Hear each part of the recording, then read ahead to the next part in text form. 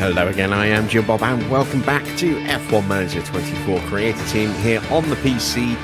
We are with Nissan in Season 2, it's round 9 tonight and we are heading to the circuit de Barcelona, Catalunya for the Spanish Grand Prix.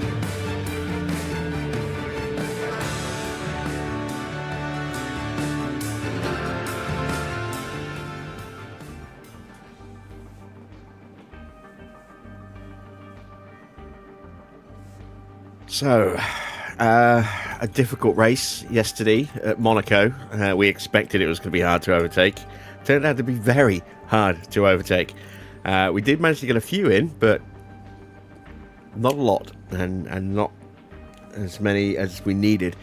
And we also didn't get both cars home either.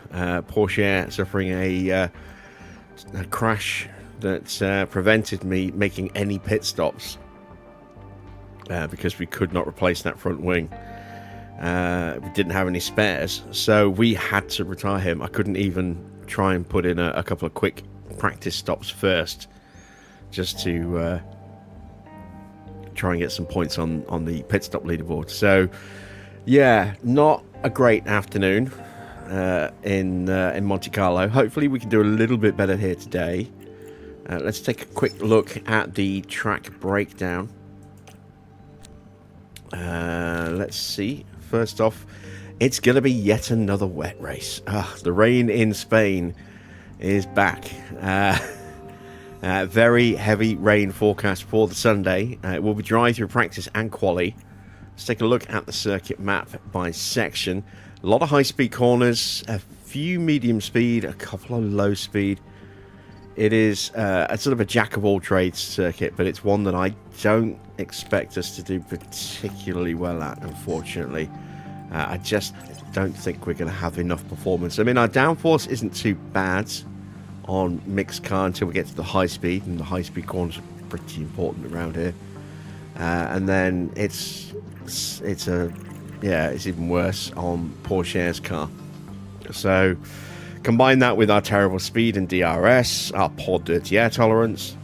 It's going to be a wet race, or at least part of it's going to be wet. Yeah, I think this could be another horrible race. We'll see how we get on.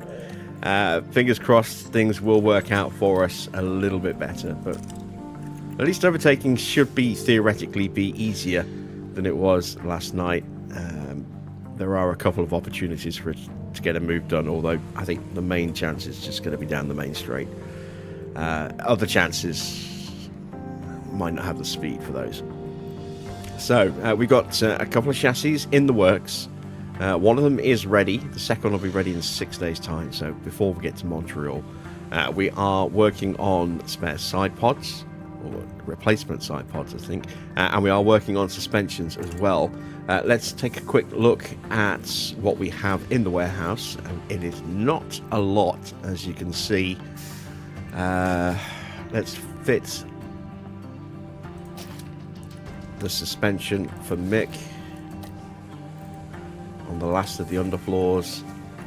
We can put the side pods back onto both cars now. Rear wing, don't have any spares on those. Front wing, don't have any spares. I'm actually going to take that front wing off.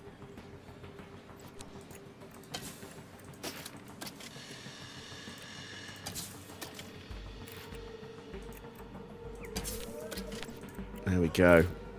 Because I don't have a single spare for it. So we'll roll both of our drivers onto the one where we do actually have spares. Which is what I wanted to do at Monaco, but it wouldn't let me.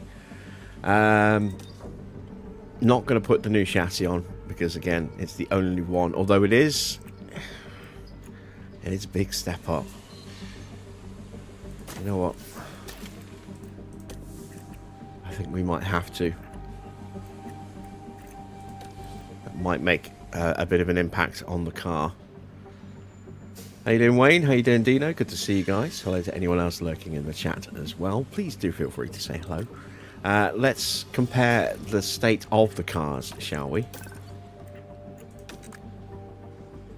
So it has made a bit of a difference in terms of the speed, as you can see. A little bit more acceleration, a little bit more down DRS, a bit more downforce, quite a bit more downforce actually in the low speed. Medium speed looks good. High speed looks nice. There's an extra few percent on the tyre wear now that we put the suspension back on for Mick. A little bit more engine cooling. That's how it translates though in terms of values. It's still not a big step forward. It's still really slow, really bad, good, decent, bad, bad, good. Yeah. Okay. We'll just have to see how we get on, I think. Let's set our targets. 18th for both is the target. We desperately need to get both cars home today, please, boys. Thank you for joining us for the Spanish Grand Prix here in Barcelona. The Circuit de Barcelona Catalunya is familiar to every driver, with F1 and Junior Series often racing and testing here. It's a proving ground for aerodynamics, so many new car parts are brought to Barcelona to see how they can handle the track.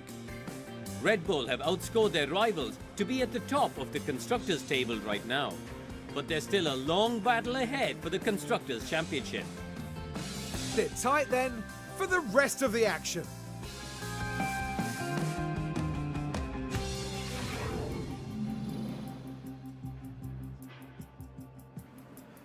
Alright, let's get ourselves prepped and set up, shall we? We'll start with engines.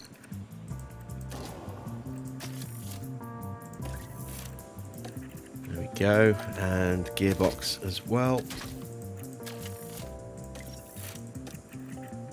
ERS is still the first one, that's fine. Run plan, Barcelona is 20 laps normally for 2 runs, so we're going to go with 30 laps on the hard tyres.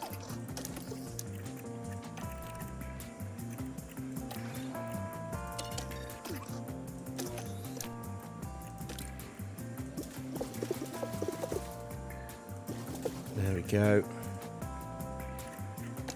And engine change, there we go.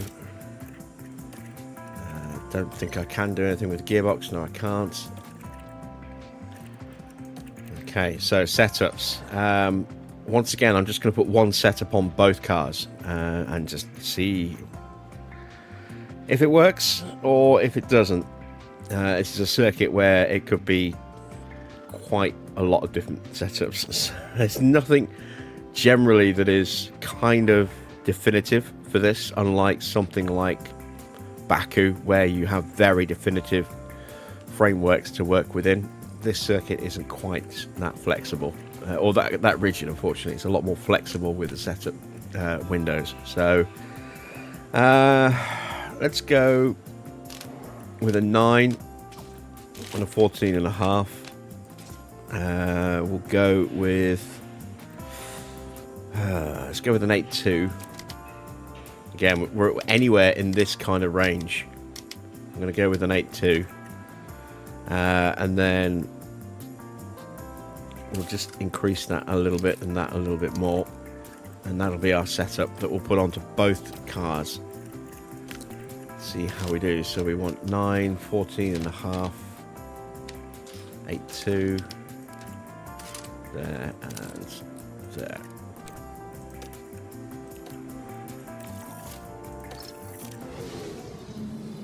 Let's hit the track.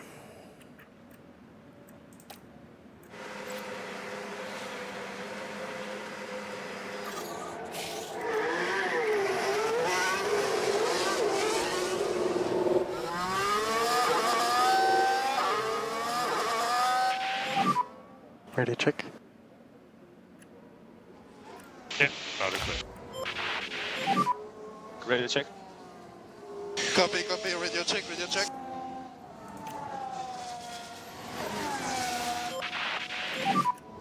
Okay, tires are coming in nicely. Copy.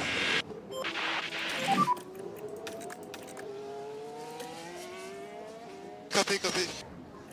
All right, rookies. Kamara's in for Hamilton. To the curb. Ugo and O'Ward are both in for McLaren. Iwasa is in for Max, Vesti, and Pin. Who is Pin? Is that Dorian Pin? I wonder. It is Dorian Pin. They're both in for Mercedes. No reserves for Alpine today. No reserves for Williams or Haas. Tim Tramnitz is once again getting a run out in the RB. Once again, I forgot to put one of my juniors in. Ah, dear. Nobody in for Sauber. Drogovic in for Stroll. And that is it for the rookies.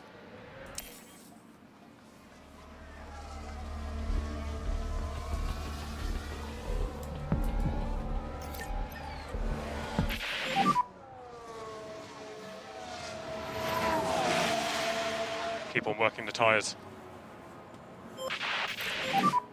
I think the tires. So we do have a little bit of 2026 news to reveal today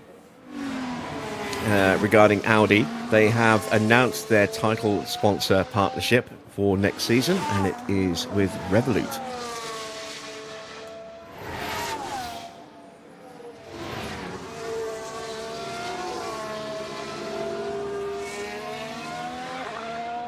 So that'll be an interesting concept livery that will start popping up pretty soon, I think. It does mean that now that announcement's been made, we may start to see some new Audi livery mods popping up with Revolut sponsorship on them.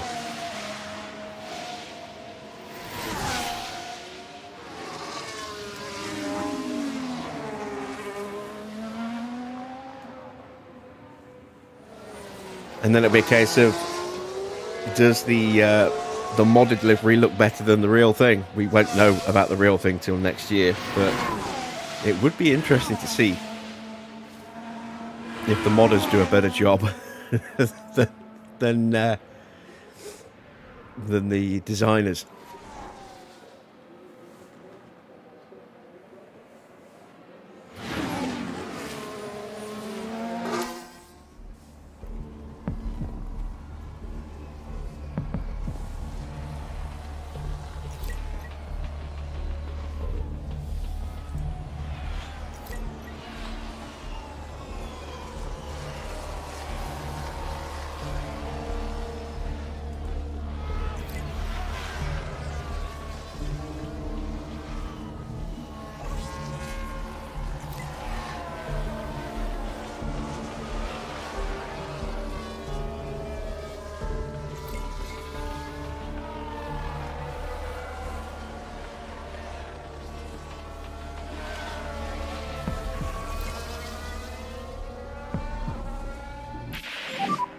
Tyres on the cool side. Rear zone, cool side.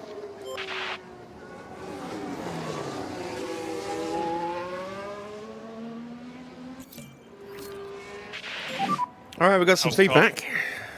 Let's have a look. See who it is. Yeah, copy. It's Mick, and he's at 95%. That's a good start. Let's hope Dorian notices the checkered flag. I feel I should remember that reference, but I don't. You'll have to enlighten me on that one, Dino.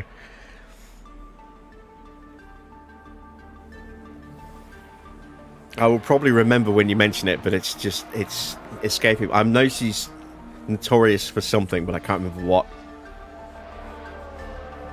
Didn't she do an extra lap or something at full speed at the end of the race?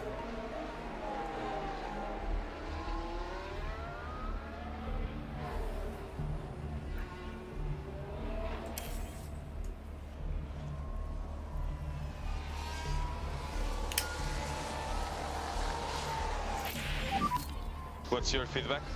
Oh, wow. Look at that. 95% for both drivers. Yeah, copy. Are they actually running the same setup, or are they going in different ways from there? I mean, that's probably more likely, but it's a crazy coincidence that they're exactly the same percentage away with the same setup. That does, to me, generally lean towards them actually running the same setup for once. Which race was that, Dino? I can't remember.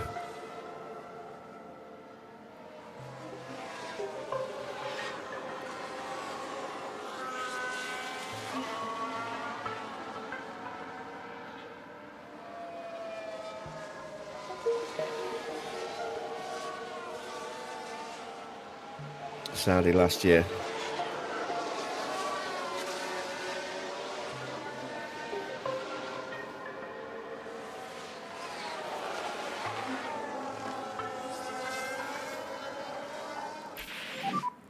These tyres are a bit cold.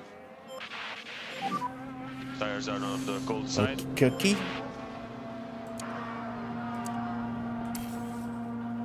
Speed them back up again.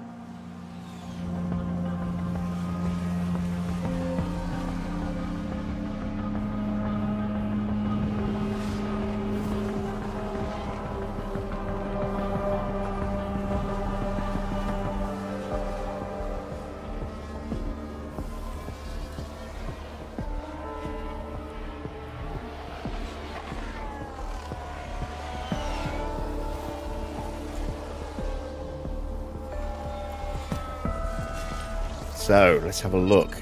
Everything's just slightly off. Alright, let's take a look at Mick. I think they are running exactly the same setup, which is very rare. Okay. Let's go up a little bit.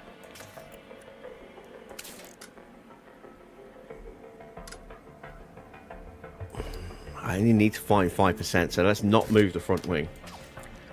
It's going to be controlled here by the camber and toe. Camber's going to move everything slightly. And then that just to bring it back a little bit.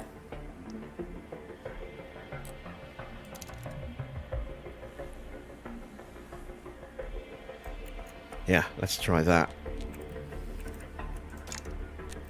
Be very interesting to see in the next session which of these changes is correct, because I'm going to make some subtle changes in the opposite direction for Teo.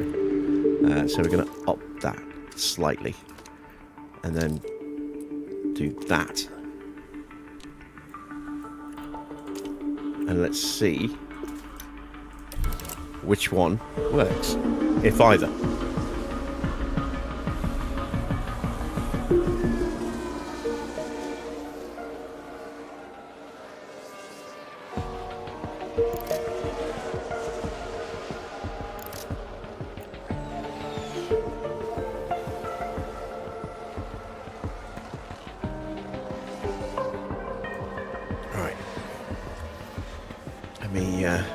Google that.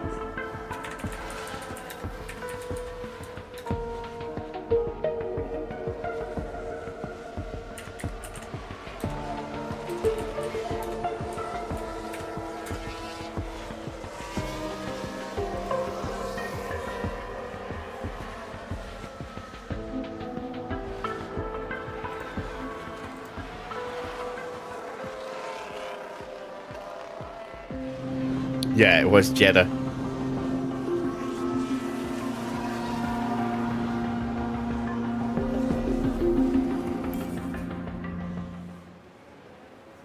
She was given a drive-through penalty by the stewards, and because the race had already finished, they turned that into a 20-second time penalty, which meant she fell to 9th instead of winning, and that gave Abby pulling her first win.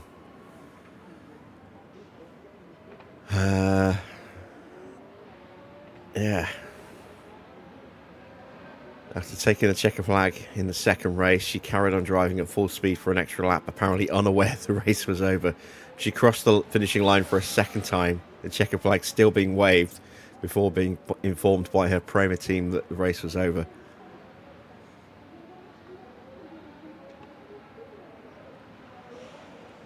She was lucky she only got a 20-second penalty for that, really, because, I mean, it's not just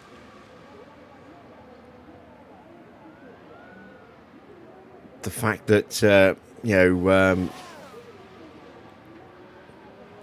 she broke the regulations that state after taking the checker flag, all drivers must proceed on the circuit directly to the Parc Fermé without any unnecessary delay. It's not just that. It's the fact that when the checker flag flies, you start to see marshals making their way towards the track.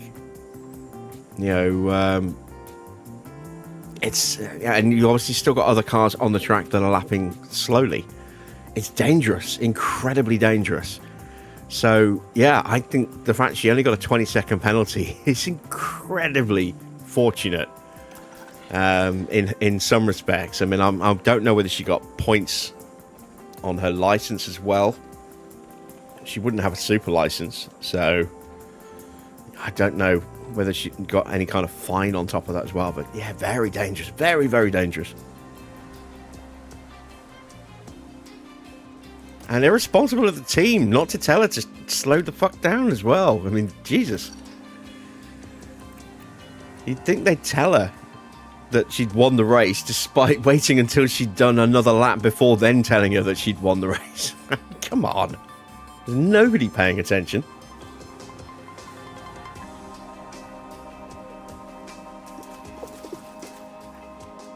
That just seems so stupid. It's like, how did that even happen? Alright, 22 laps.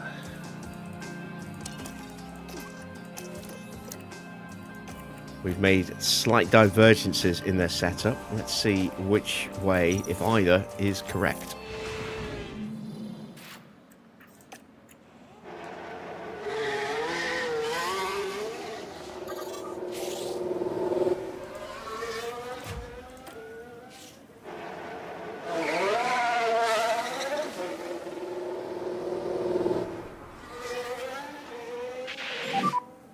Just focus on your tyre, Pat.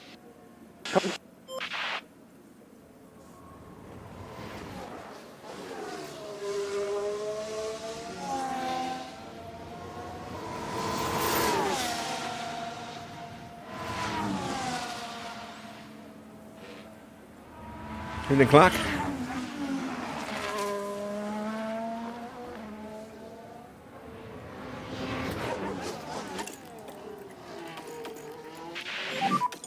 Copy. Let's have some clean air when you can. Yeah, copy.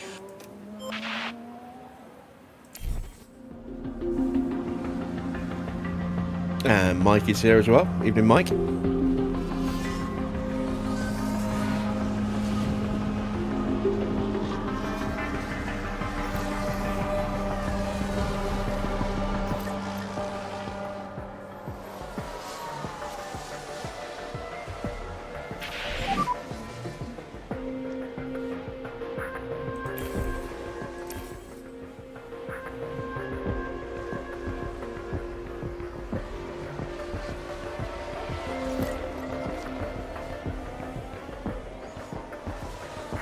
Stroll up to his usual tricks.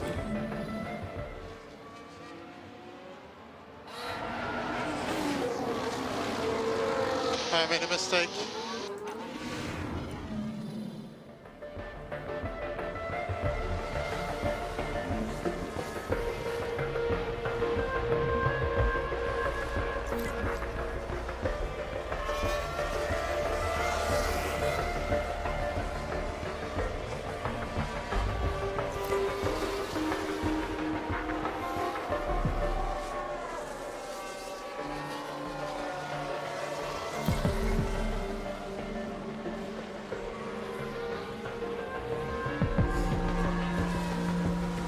There's a cruel joke in there somewhere about Lawrence making a mistake as well, but I think we'll, we'll refrain from that.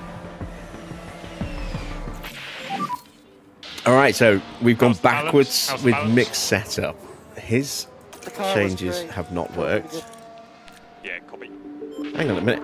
They haven't worked, but he's actually gone up 1%. Alright, maybe they've kind of worked. Alright, let's see what happens with Teo.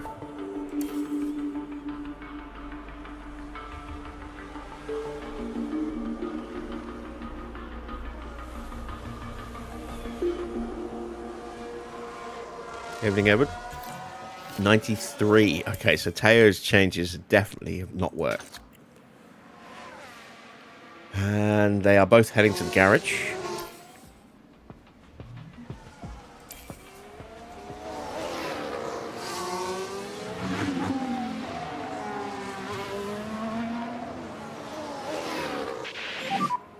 So we bought this line. Copy, copy. Thoughts? Okay, so pit limiter on. Stuff in the box switch off.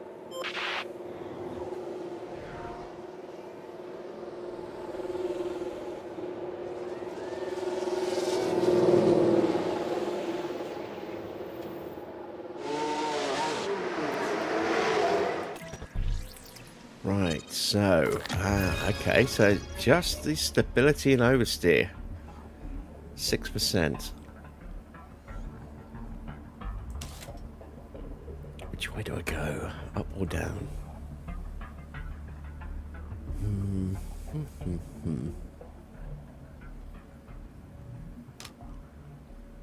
Go up.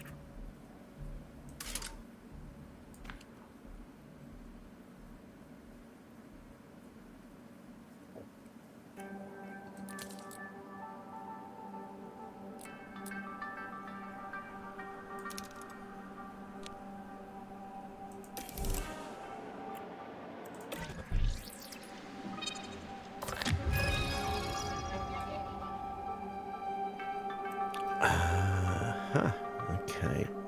So, matching the setup that we put on the other car.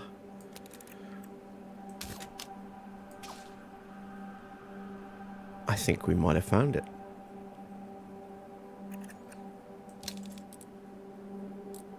I think we might have found it.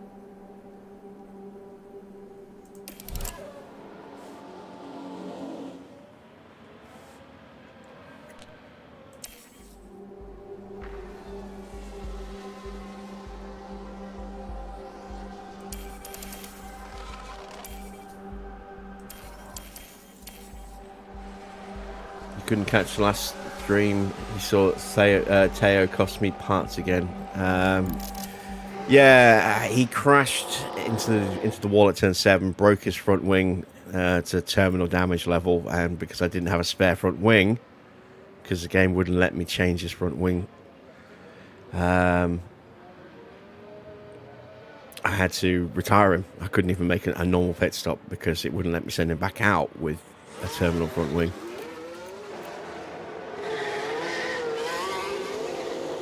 So it wasn't a major issue in terms of the crash, but it was enough to force an early retirement simply because of the damage to the front wing. There was some damage to the suspension as well. Just watch out for cars behind.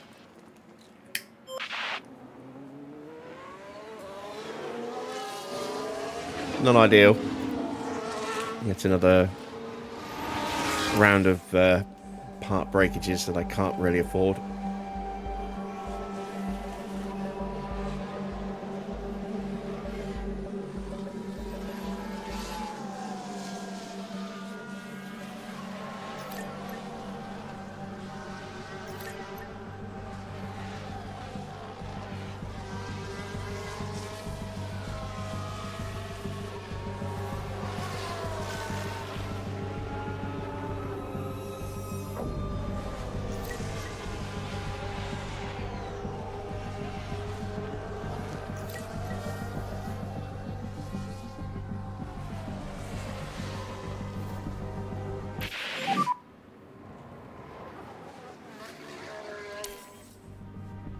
Temperatures are still coming up.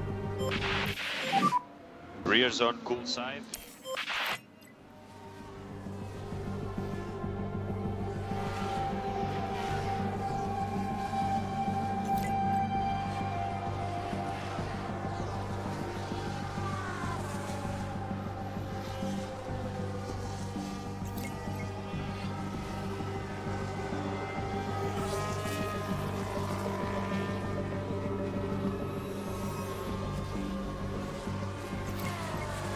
Don't know if we're going to get the full feedback from both drivers here. I'm hopeful we will.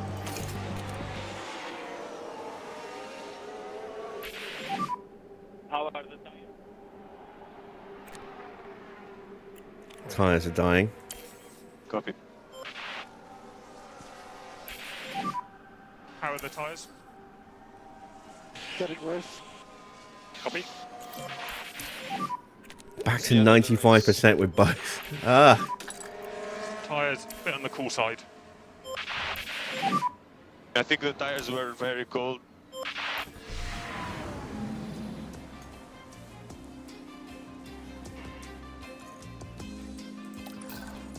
right. So, we haven't found it yet. Yeah, we broke the rear wing, so that means that's got to be an 8.5. And then that needs to go like that.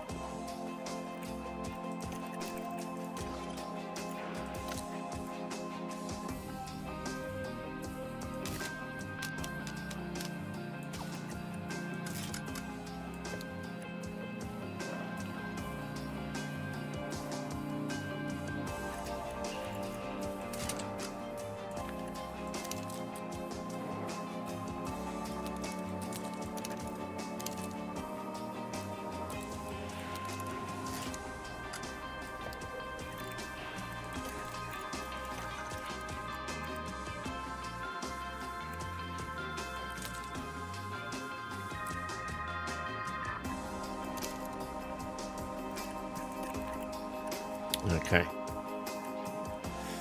So, we need to do enough of a run just to make sure that we are going to get the feedback. So 20 laps should do that.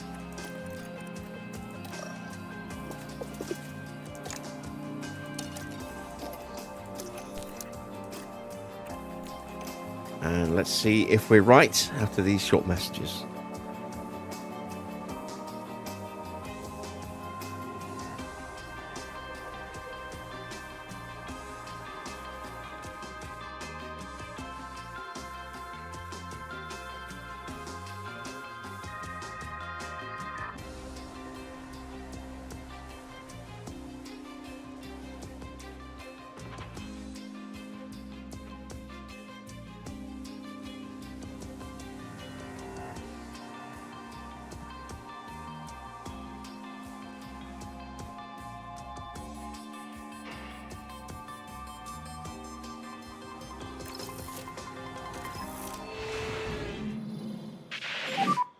Should be green now.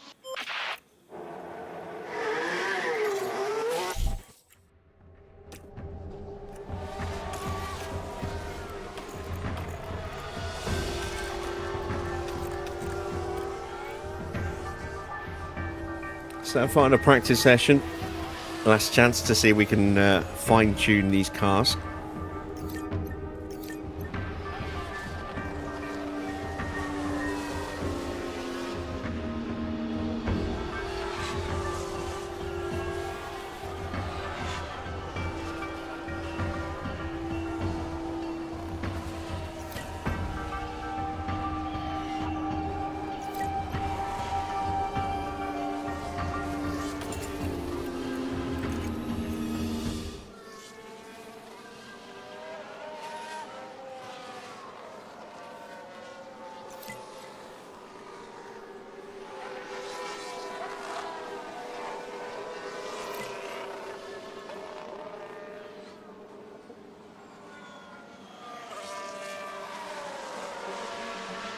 Please be right.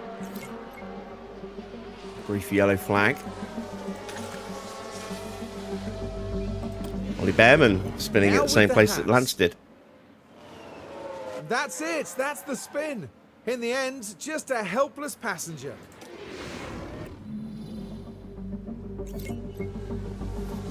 Not quite as dramatic as Stroll's, but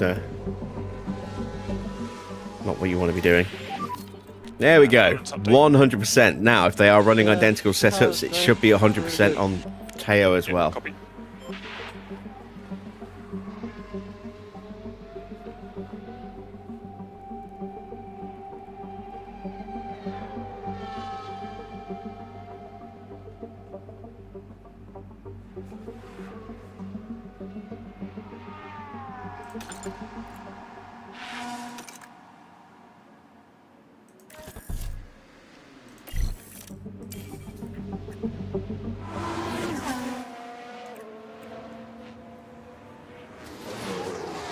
Evening, Victor.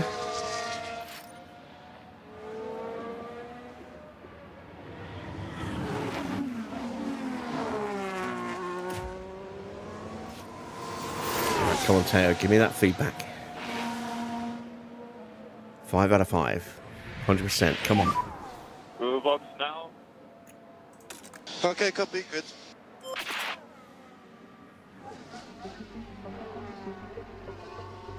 Come on, give it to me so I don't have to stick you out for another lap.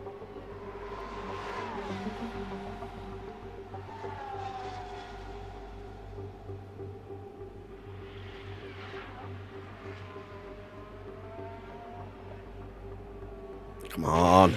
Give me that feedback. Nick's in the pits. Hit limiter on. Stop in the box and switch off.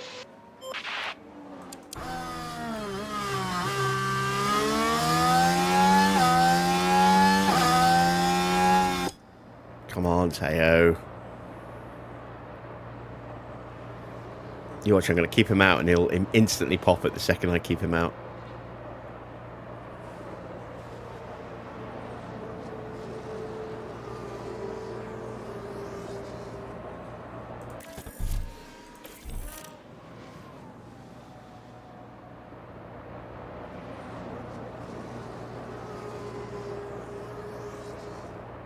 Past the pit entrance onto lap 20.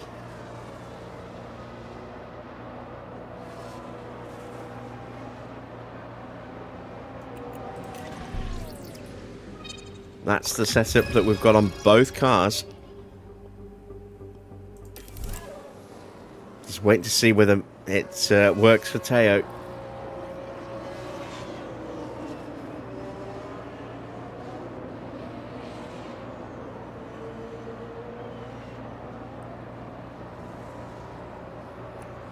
Come on, talk to me, Teo.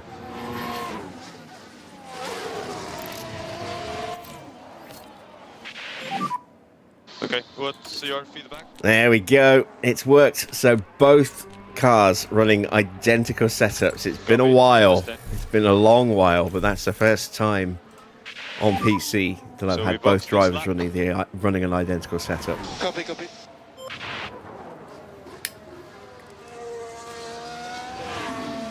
And I think the first time in a few seasons on F1 24 on the PlayStation.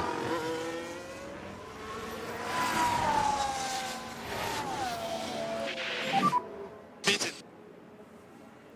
Pit limiter on. Stop pit position.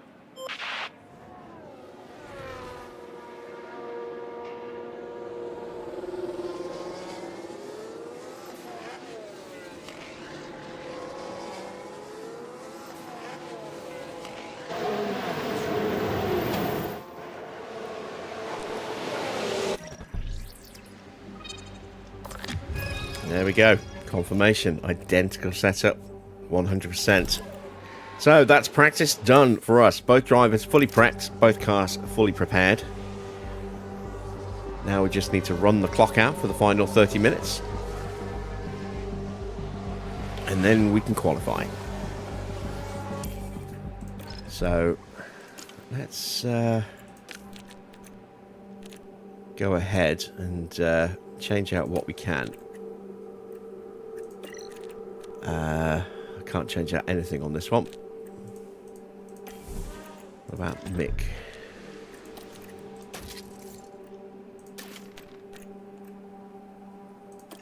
Can do that. There we go. One less thing we'll have to change when we get back at the end of the session.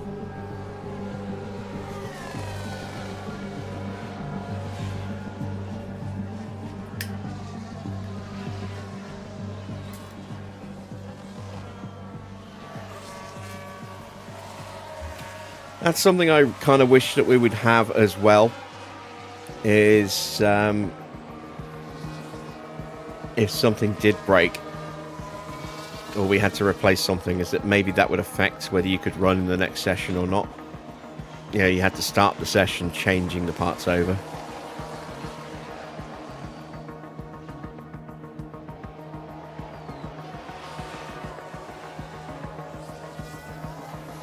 But I know you do get a couple of hours between sessions in reality, so I kind of understand why that isn't there.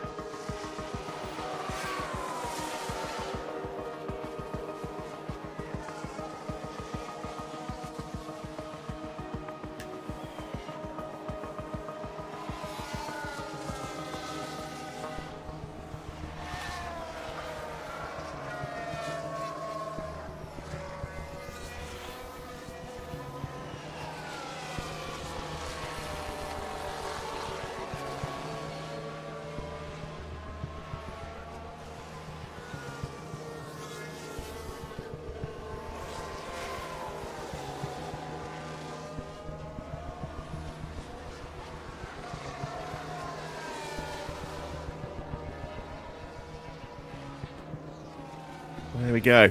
That is the end of the session.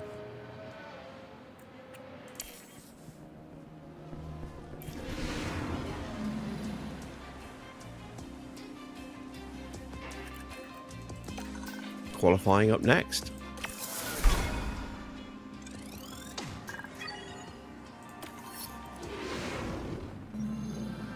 There's tension in the air today, so it must be time for qualifying. Teams often bring upgrades to Barcelona, so the qualifying order could be a little shaken up. Cars need to be well balanced in both high and low speed corners to set a good lap here. Now, Karun, you and I were actually just talking about that man there, Max Verstappen. How do you think he'll be feeling today? They were looking pretty sharp in practice and setting good lap times, so they're probably feeling fairly confident now. But a good practice time doesn't always guarantee a strong qualifying outcome. What does today have in store? Only time will tell.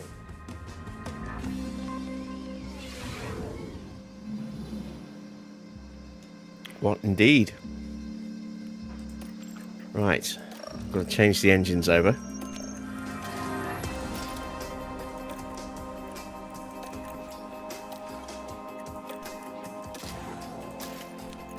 I am going to continue with this ERS for Teo. This will be the last race we run it, though.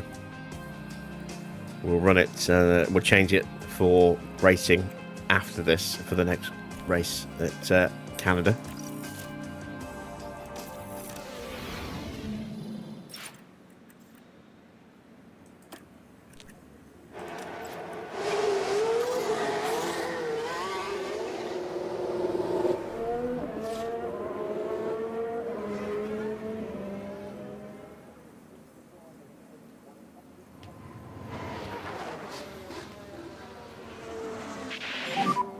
Just do what you need for the tyres.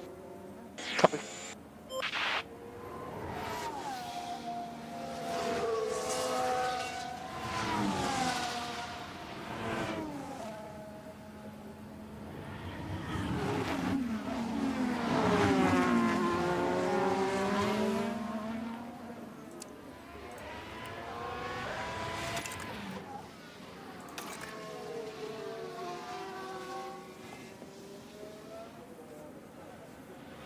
Alright, let's make sure that if Porsche gets close on the back straight, on the main straight, he doesn't try and challenge Pretty good gap here. and slow down Schumacher. Copy that.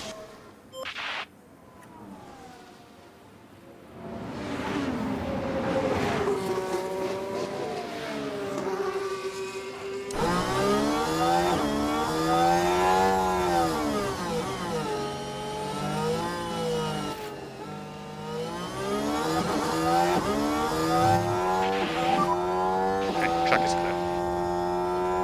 Let's go.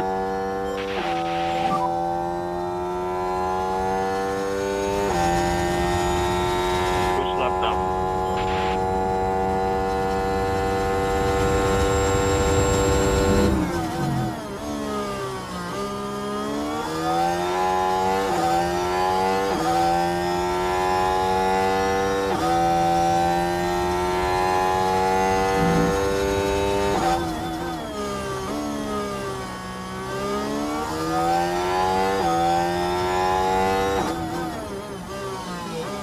So as expected, Mick is slightly quicker.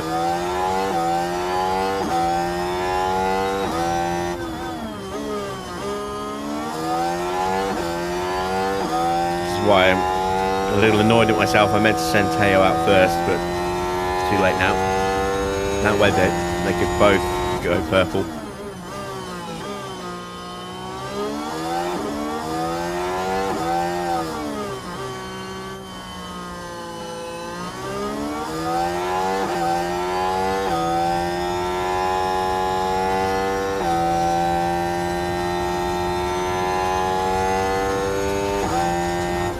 So what's the gap?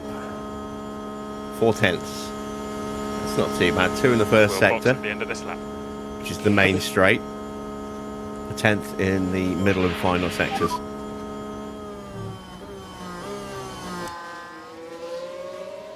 Very, very slow in. Here comes Nico Hulkenberg. He is slightly quicker than Teo at the moment, but very, very close. Slower than Mick.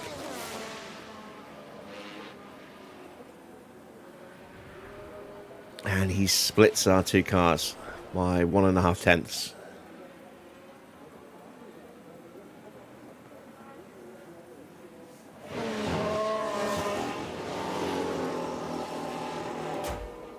All right, got Lando starting a flying lap. McLaren have shown a bit of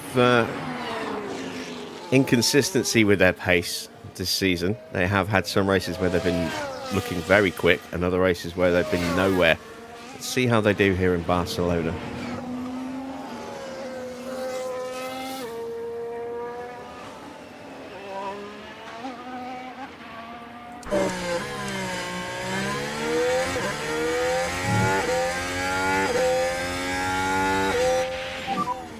Copy, penetration. Hit limiter. Stop in the box and switch off.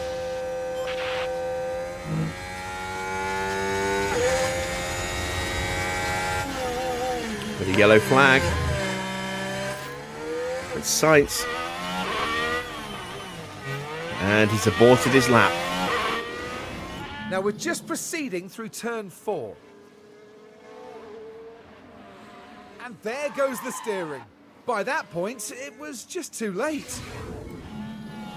All right, back to Lando, who is purple so far.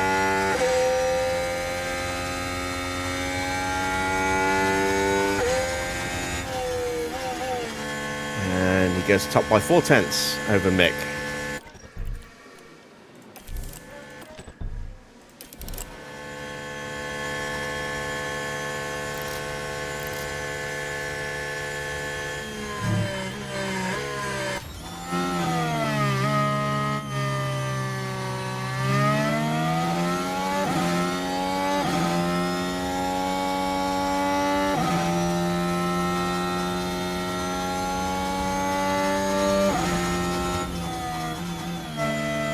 Good time from Hajar. Up into second place. About a tenth or so up on Schumacher. Positive on the And brakes. there is Sainz returning to the garage. I think he's damaged his underfloor as well as part of that. So might facilitate a pit lane change. Pit lane start if he can't replace it like for like.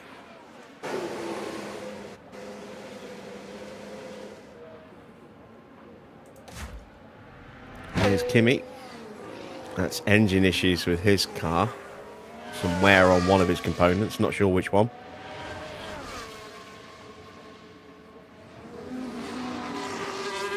Ocon's up into P4.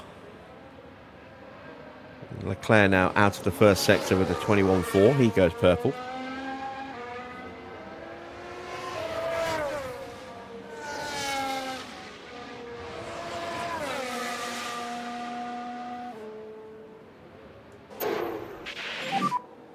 Go. Okay. Got a good gap in front. George Russell is exiting the pits Good to go for this next lap. just as we're coming through. Really getting Pourchaire's way.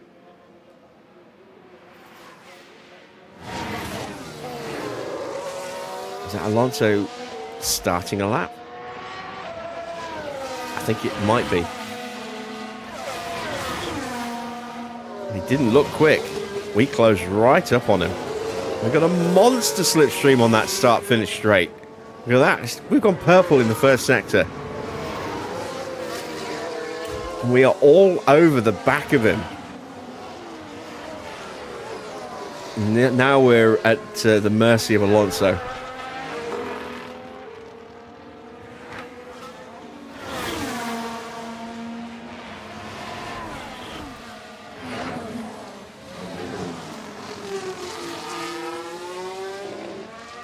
It's not an improvement in the middle sector. We just lost time, sat behind him. Mick has also not gained any time in the middle sector, but he's still a couple of tenths quicker than Porsche was. Might make up a little bit more time here again. Nope. So no improvement after a mighty first sector. No improvement for Teo. Really slow. No improvement for Mick either. Alonso gets himself up to P10 and he's 1.8 seconds off. 6 tenths slower than us. P4. There is no pace in that Aston at the moment, is there? Copy.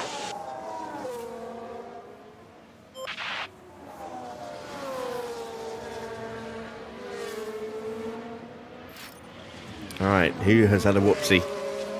And where? Is it George? Yellow's ahead. I think it's George, yeah. George spinning out on turn 1.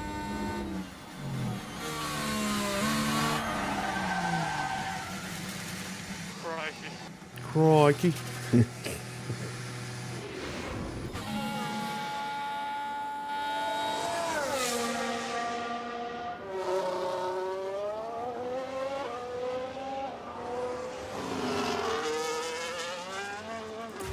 So, is he going to abort his lap?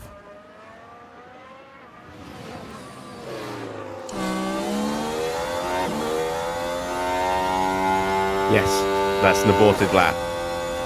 So he's going straight back to the pits.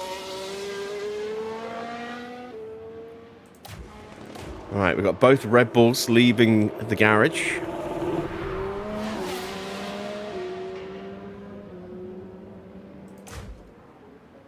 Science now starting a new flying lap.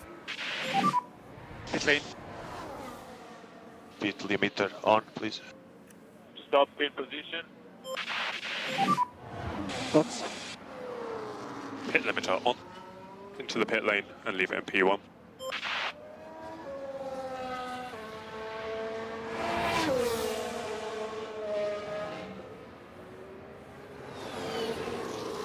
Down a couple of tenths to his teammate. Still got that damaged on the floor. Can't change that till the end of the session.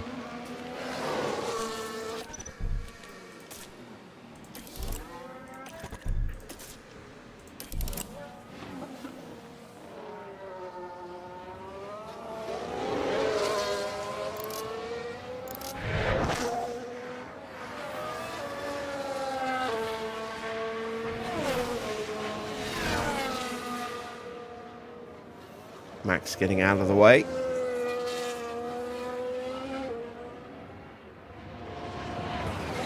Albon crosses the line and gets ahead of Teo, but only just.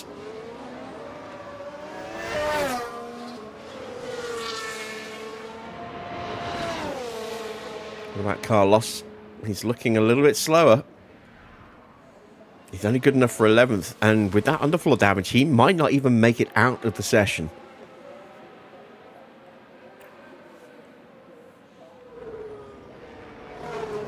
Right, there is Yuki.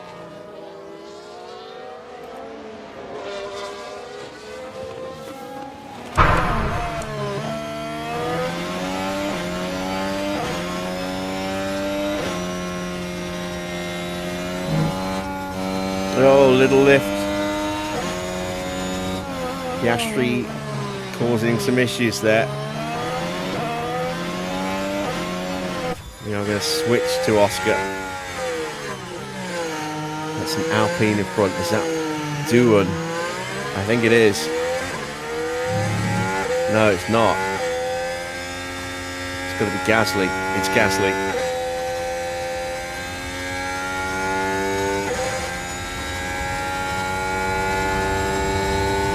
Is he going to go for the overtake into turn 1?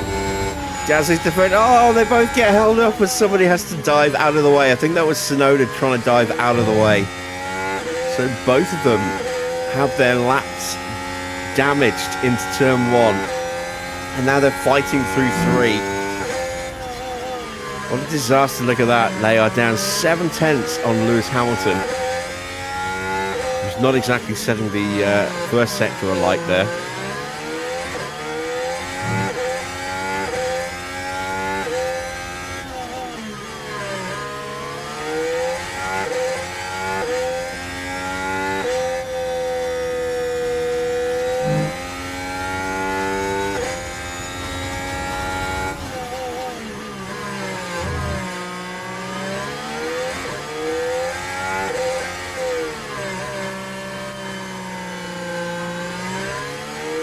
And more traffic.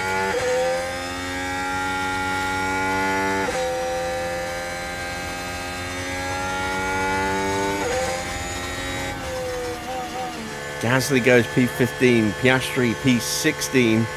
Both of them right on the edge of elimination. They will just have time to go again.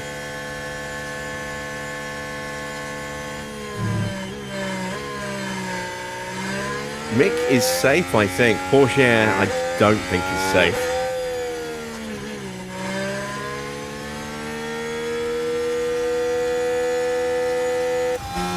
Here comes Jack Doohan.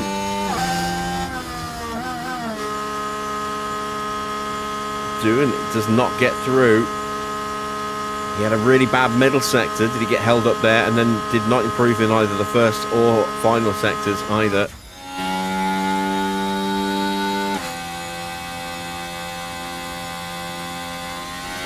Antonelli crossing the line. That's P2 for Antonelli.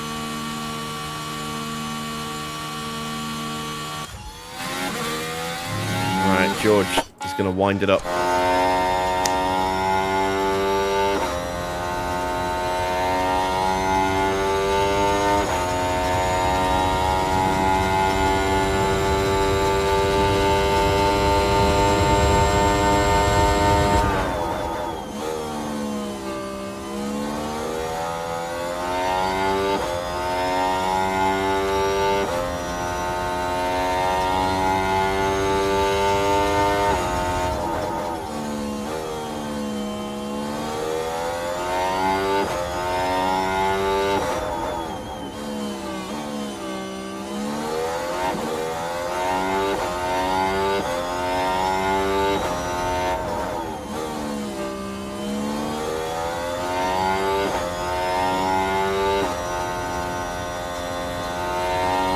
Time to go out.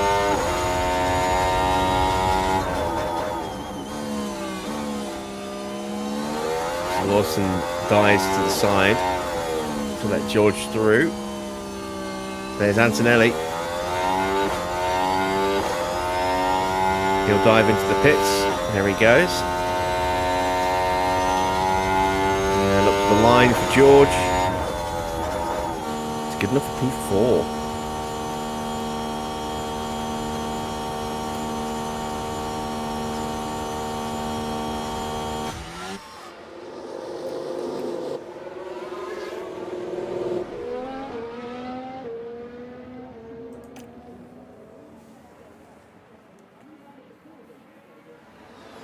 So Teo is the driver at risk. Teo is the driver we're going to be riding with.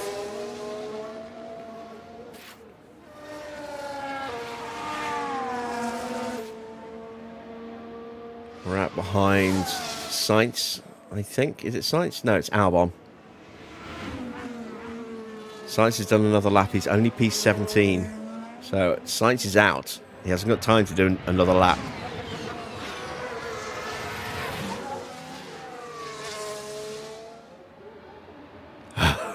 You're kidding me. Gasly's just pulled out in front of Piastri again.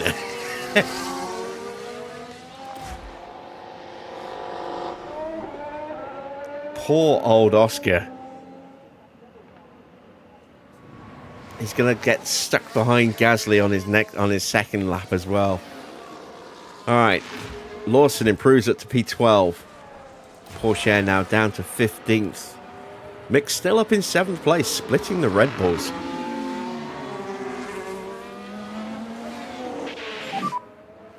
And we are right behind Alex Albon. Let's go. Come on. Eyes forward. Just keep an eye on.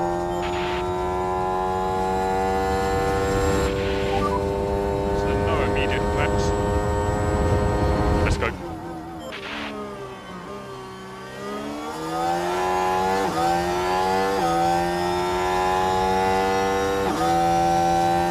Look at the track map and the final sector. It's just cars everywhere. No improvement in the first sector for Teo. How will we do for the rest of the lap? Dirty air will be hurting us here.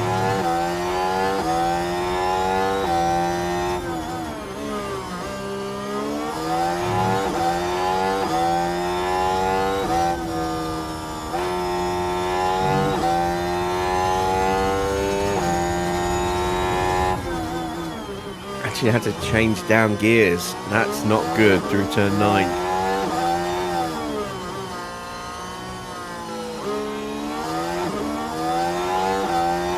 I think Porsche is going to get eliminated here.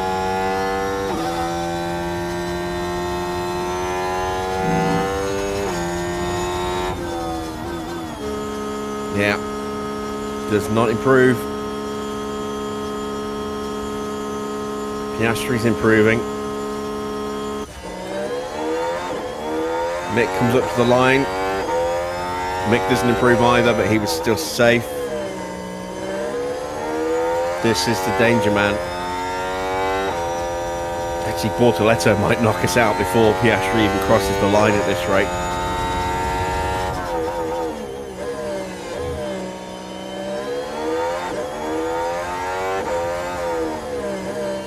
Bortoletto goes up to 12th.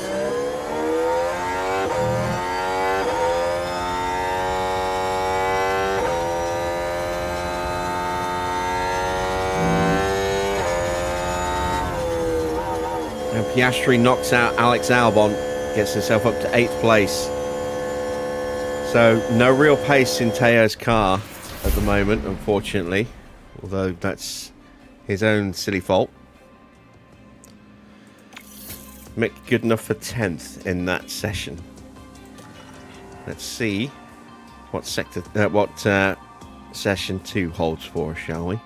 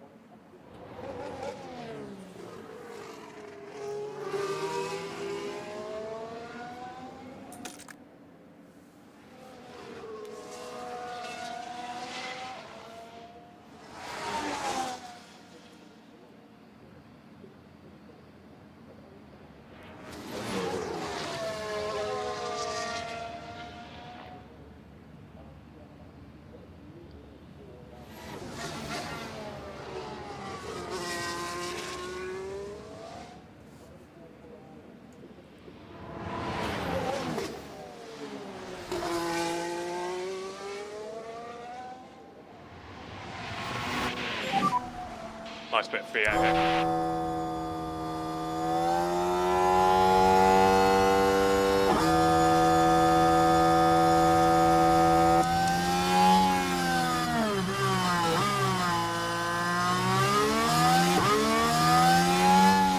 Alright then, what can we do on worn scrub tyres? Probably nothing amazing, but we're just trying to build some confidence. You're good to go. Norris is coming out, but we'll clear him. And Russell as well.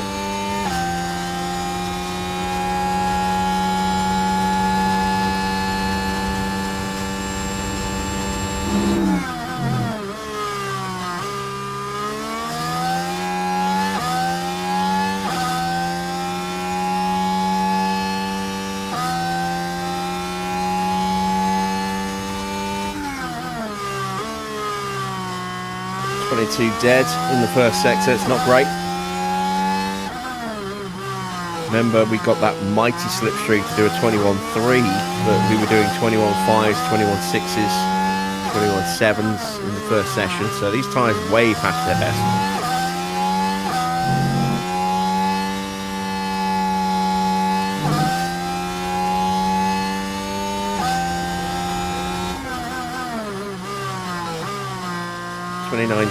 We're actually slightly quicker than Isaac at the moment.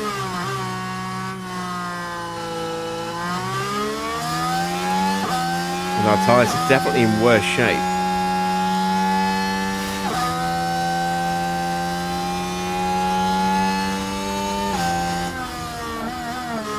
Now 1:13.698 across the line.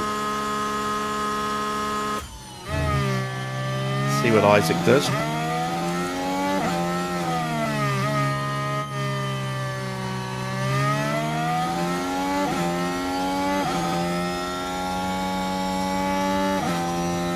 Actually, I want to watch Stroll, see if he actually spins while we're riding on board with him.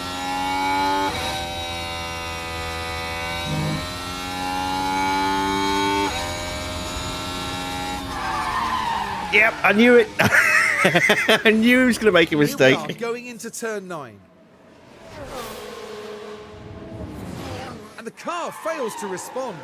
They took a gamble and it was just too late. So Stroll ruins his tyres and his lap. Hadjar actually went a second quicker than us in the end. Wow. He was really good in the middle and final sector compared to us.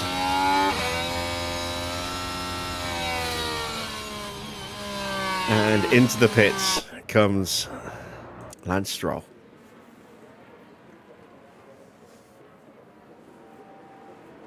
Will he be on the grid next season?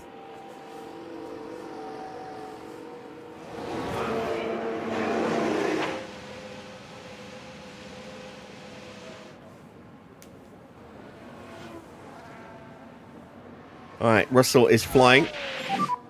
Good entry. Getting a hell of a tow from Lando Norris. So stop in your box and switch off. And that puts him 7.5 tenths clear at the top. Norris into third.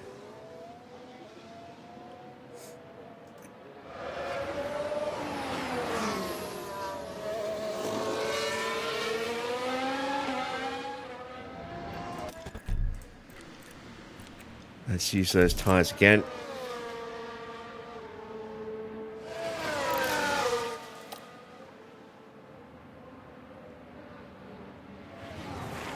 Right, here is championship leader Max Verstappen.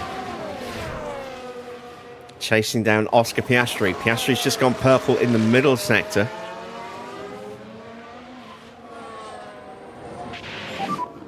Just watch out for cars behind.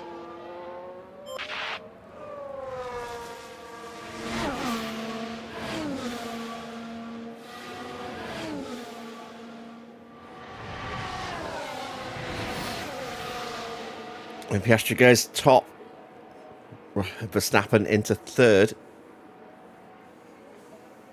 Hamilton now purple in the first sector.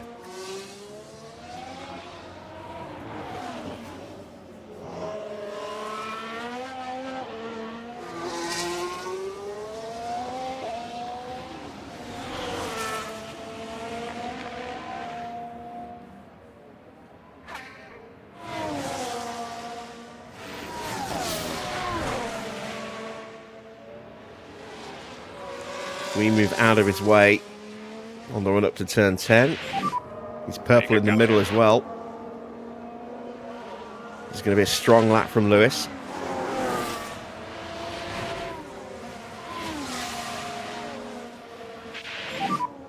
Track is clear.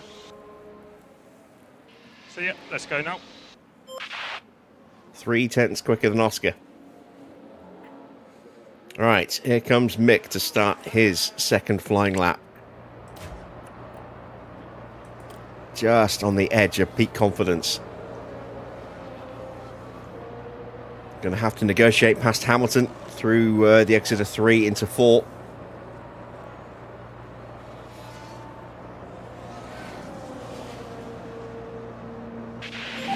Ferrari pulling over to let us through, but we still maybe we lost saw a that. little bit of time there. Oh, there's the Ferrari. So we didn't get past him until the entrance to turn 5. Now we've got Russell in front. I think. No, is that Antonelli? That's Antonelli on his outlap in front of us. Evening, Patkins.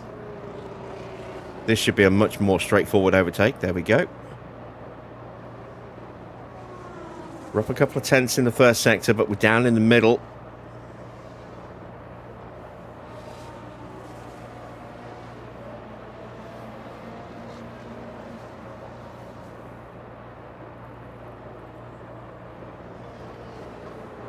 And out of the final turn and up to the line. It's an improvement in the final sector. We've taken a couple of tenths off, but That's P11. yeah, those tyres very, Boxing it very over this dead lap. now. Copy.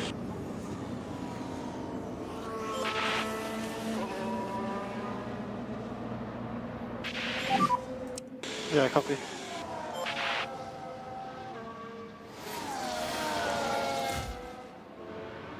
So here's Kimi. At the start of his lap, gets past us on the approach to turn 4. Stroll goes up to P11 on his second run. He's just 0.003 of a second quicker than Mick. And on pretty decent tyres.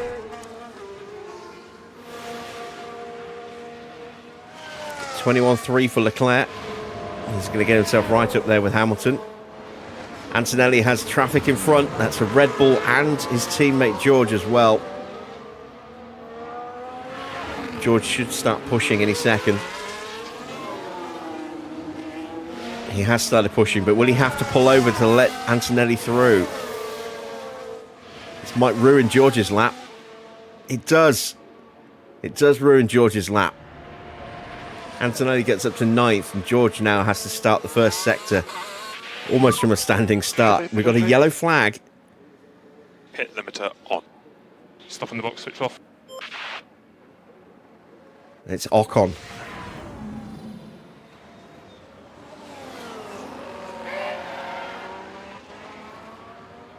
I lost the car in 10.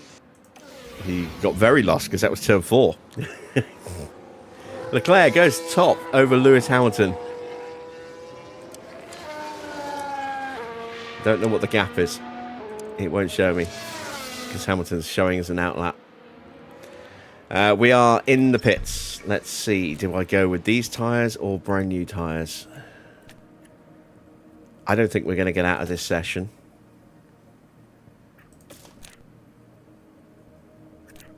And we've already used 2 sets of mediums. And there's no guarantee that the whole race is going to be wet. So I think we'll use those ones just in case.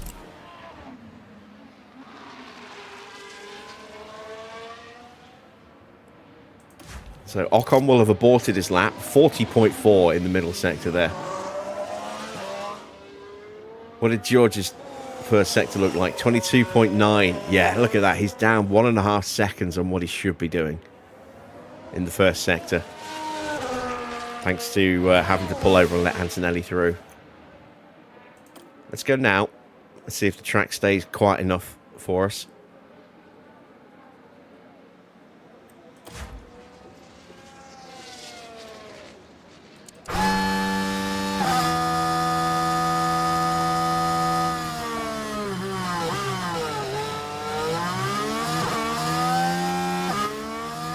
We are in peak confidence, so that'll help.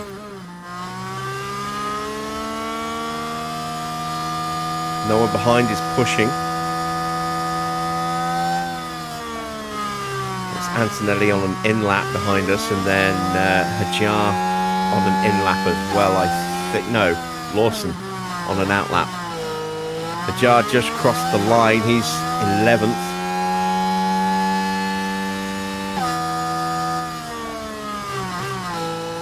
Norris leaving the pits. He's in trouble. Needs to find a time. Piastri about to start his next flying run. Across the line to start his flying lap is Hamilton. He's through the first 2 turns into turn 3 now.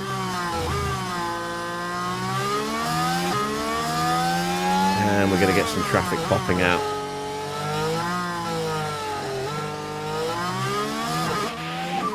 I'm going to trust that we can negotiate our way past Sonoda without too much issue. We should be fine elsewhere. It's all about where we catch Yuki Tsunoda here.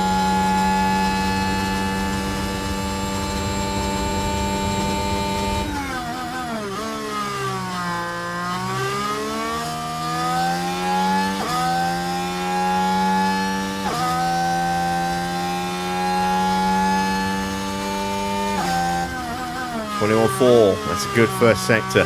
Much better first sector. There's Tsunoda. Hopefully he'll pull over between turns 6 and 7. And he does. Thank you, Yuki.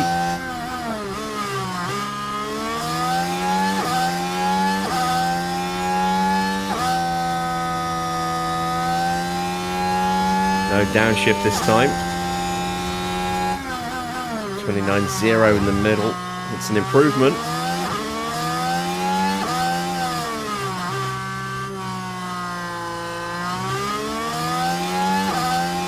All about the exit now.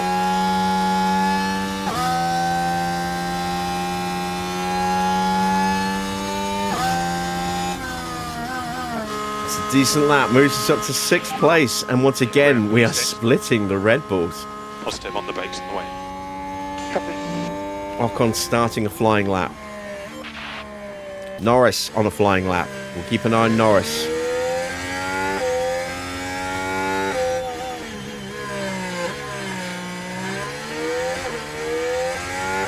Oscar moves out of the way.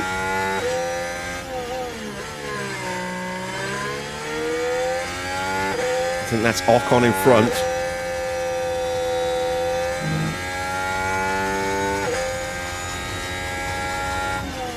Yes, it is.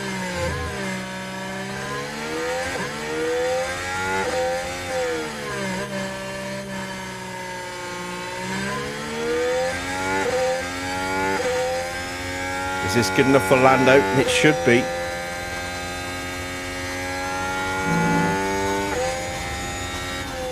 Ocon's out in 11th. Norris goes P3. Who's still out there? Who's pushing? Antonelli is about to start a lap. Max is here. There's Max on his warm-up.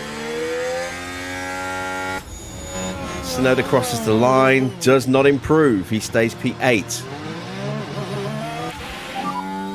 And did George get held up again at the start of the lap? I think he might have done here. Stop in the box and switch off.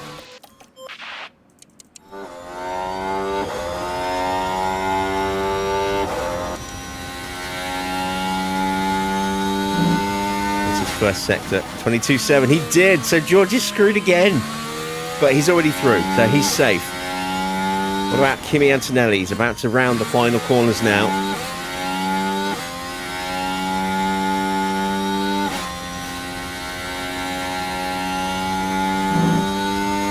Checker flag is out. No one else can start a lap now. Antonelli gets up to 6th place. Stroll is done. Isaac's on a flying lap. 21.6 in the first sector. Hulkenberg is on a lap. We need Hulkenberg to be slower than us.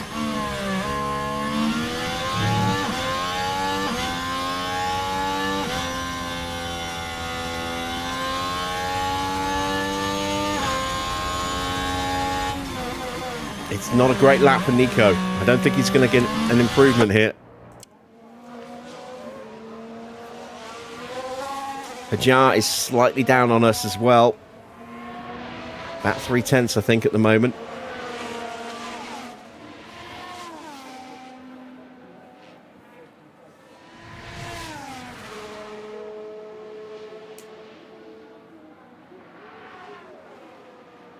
Hajar improves to 13th, and that is it. We are through. We are through. Bortoletto didn't even run in this session. He must be starting from the pits. And then we are saying goodbye to Lawson, Behrman, Hajar, Ocon, and Who was the other driver? Lance Stroll. We are through into Q3.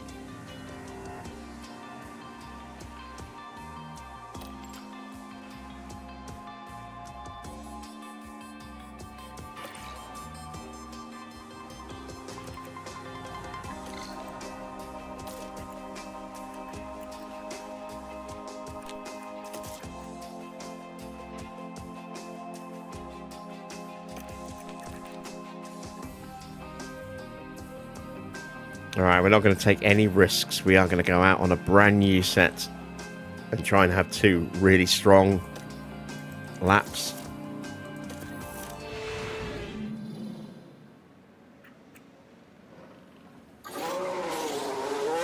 Hulkenberg did actually manage to sneak through.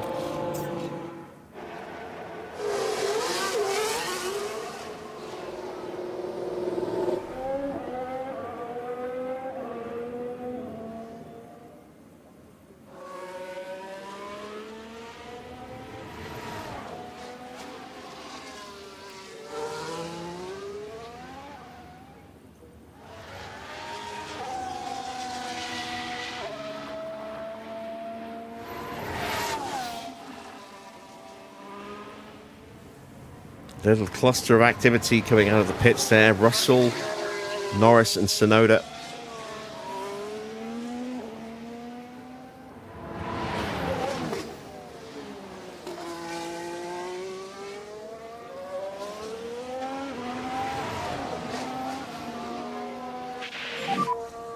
Nice bit of free out here.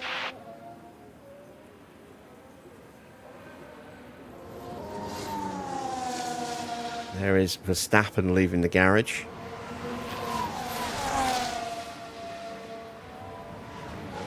Really hope we don't get held up at all on this lap. I'd be happy if no one else came out until we're through. And then we only have to worry about Verstappen. So there's no threat. Let's go now.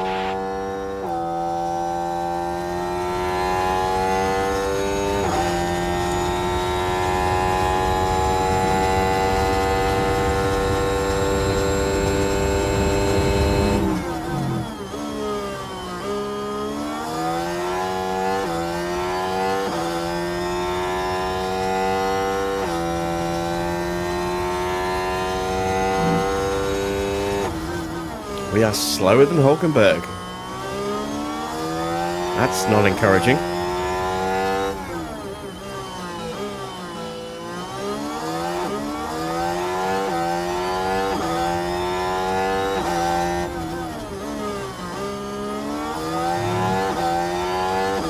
Is Hulkenberg going to come up to the back of Verstappen somewhere?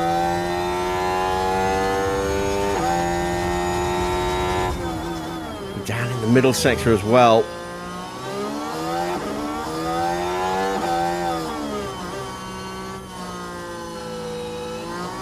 Russell's at the back of that little trio of Norris, Tsunoda and Russell. And he got a mighty slipstream as a result. 22-0 for Hulkenberg. We've got a yellow flag on track somewhere. We are just 58 thousandths behind Hulkenberg. So put you and Tsunoda has run wide. This now, one that is could really hurt involving Russell. Tsunoda. And nearly, just running wide. It And they'll does. find themselves in a It destroys disadvantage. both his lap Keep on and doing Russell's that. lap.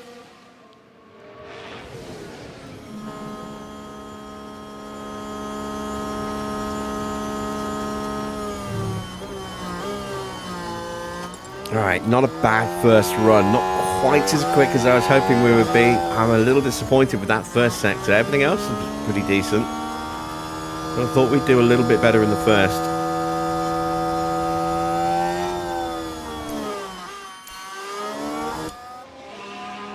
Both Ferraris are out on track, and they've got Antonelli behind them as well. Max coming up to finish his lap. He goes purple in the middle.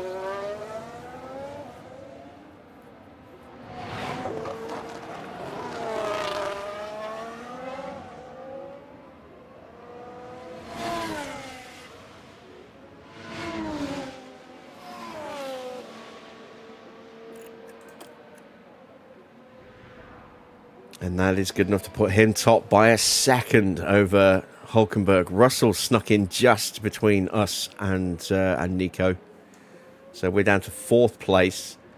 Norris behind us in 5th. Tsunoda down in 6th place. Russell actually managed to get away with without losing too much time there, which surprised me. Pit limiter on. Stop in the box and switch off. So which Ferrari is that? That's Hamilton just in front of Antonelli. So Leclerc will cross the line first, then Lewis, then Kimi. Piastri's into turn 3 as he starts his flying lap as we are into the pits.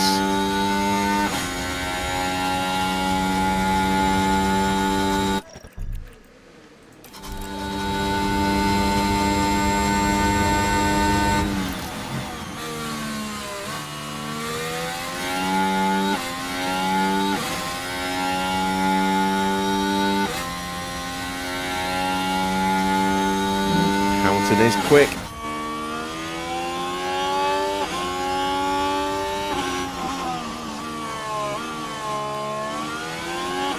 The Ferrari's going to catch Piastri in a bad spot.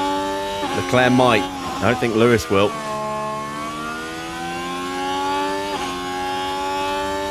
But this could get super messy at the end of the lap for Oscar.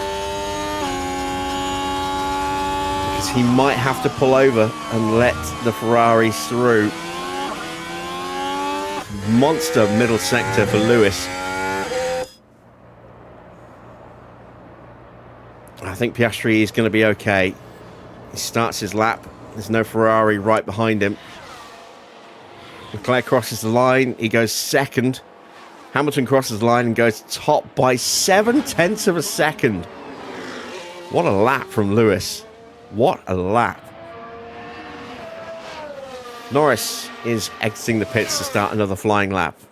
Antonelli goes up to P4. We're currently P7. Although that will probably be P8 once Oscar's finished his run. I think we're basically fighting Hulkenberg for 9th here.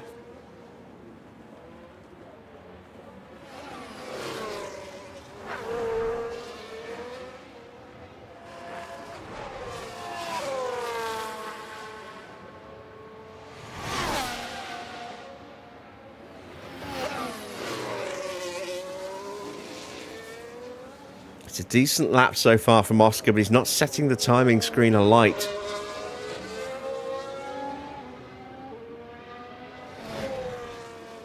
He's going to need something special here at the end.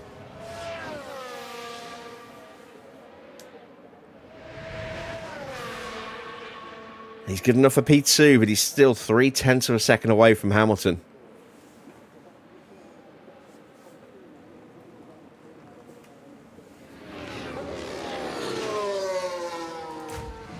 There is Lewis about to rejoin the pits.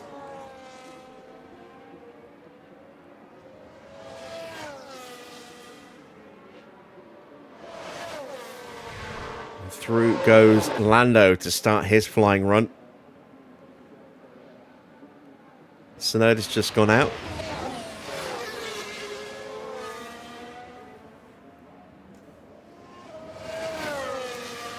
I don't want to go yet, it's too early. We'll hit too much traffic if we go now. Russell leaves the pits.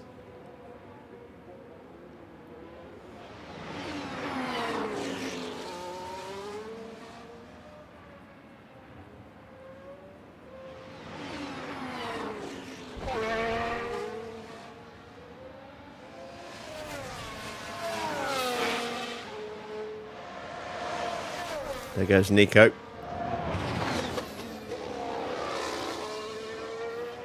That's who we're fighting with.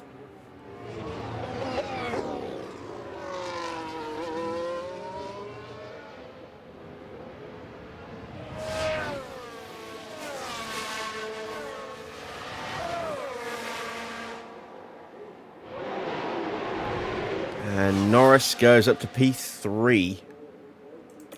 And now I'm going to go.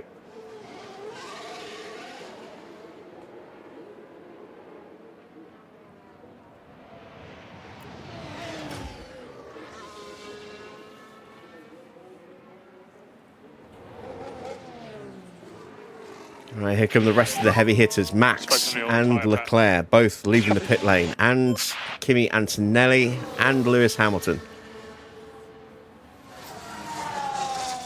Let's see if Tsunoda gets through turn 1, 2 and 3 unimpeded.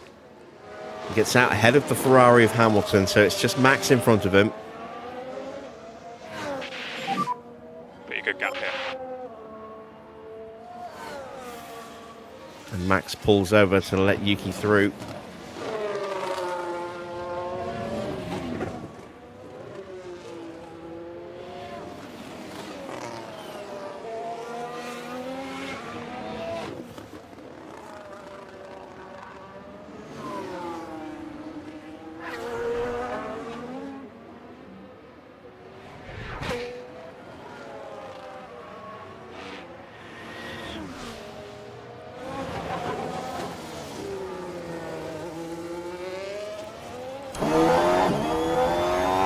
Last couple of corners, we're going to be clear.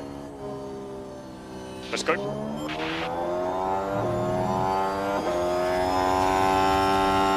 got a very, very clear track here. That was Piastri, sorry, Norris getting back to the pit lane. Tsunoda goes up to P5. So what can we do?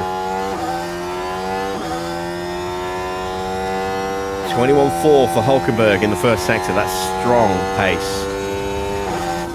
21.6 for us. We found a 10th.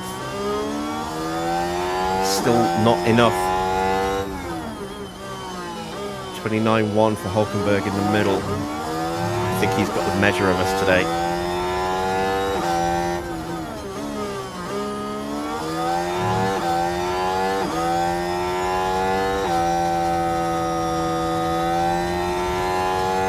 Hamilton goes purple in the first sector.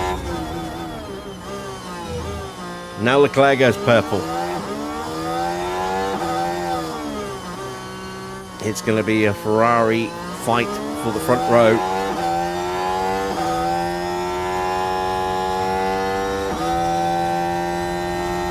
We're up in the middle sector, but we're not up enough. Hulkenberg stays P6. We stay P10. We improve our time, but not by anywhere near enough. We were very, very far off Hulkenberg in the end there. Over 0.4 of a second. Leclerc looks like he's going to steal pole position here.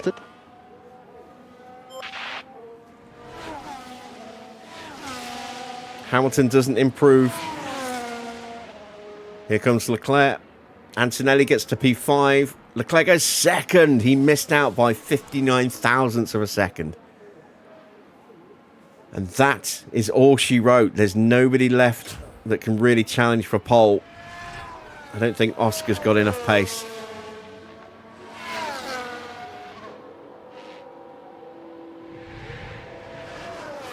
He doesn't improve. So it is a Ferrari front row. Hamilton from Leclerc. Piastri takes third ahead of Max Verstappen. Then it's Norris in P5. Russell and Antonelli 6th and 7th. 8th for Nico Hulkenberg. 9th for Yuki Tsunoda. And a little bit of a distant 10th is Mick Schumacher. And now we have a wet race to look forward to. Will it start wet? Will it stay wet? Are we going to have a lot of dry running? We will find out in just a moment.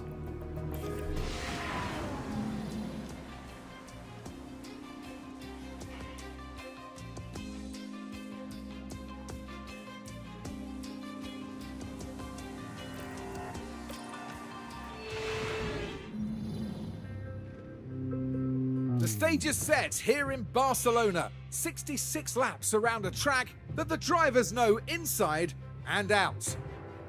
Barcelona is a circuit with plenty of history under its belt. It was here, after all, that multiple world champion Max Verstappen secured his very first F1 victory back in 2016. Long straights and medium speed turns dominate here, but there's something else to watch out for at Barcelona.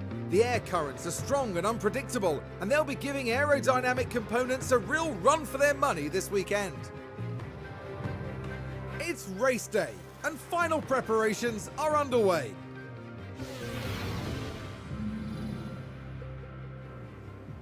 So it is going to start wet and very wet. Look, 4.76 mil on the track at the start here. Let's take a look at the amended grid, see if there are any penalties that have moved things around a bit. 13 places for Ollie Behrman. That's a part replacement and a 3-place penalty from a collision in the last Grand Prix against his teammate. So he starts 21st. Bortoletto is starting from the pit lane, as I suspected, given that he didn't run at all in Q2. So it's 16th for Porsche, 10th for Mick. Let's take a look at the weather forecast. Now, it's starting us on the Inters, but the track is too wet for Inters. So does that mean it's about to really plummet in water level? Let's take a look at the track graph. It is. So, question now is, can we tough that period out? How low is this going to go? And for how long? If we say that that's going to be 4 mil, we're probably looking about 2.5 mil, maybe. Maybe even less than that. I hope not less than that. And we're looking at a period of 5, 6, 7, 8 laps, 9 laps on those tyres. We stand to lose quite a bit of time, but we could make up some good time at the start.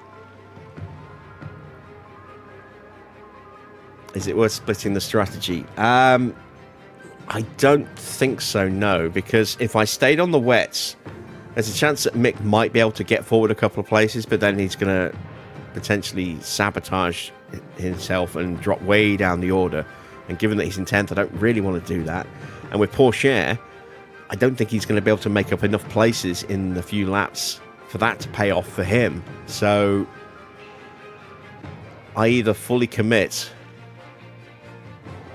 or I sacrifice.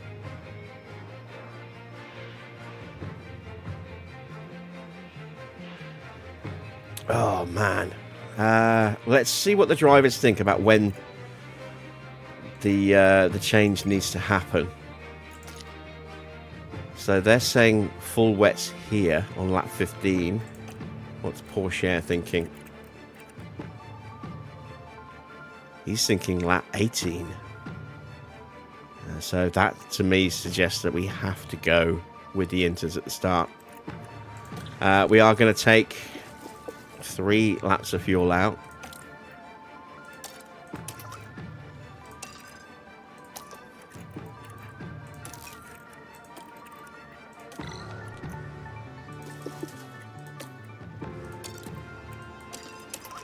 In fact, actually, I'm going to take more than that out.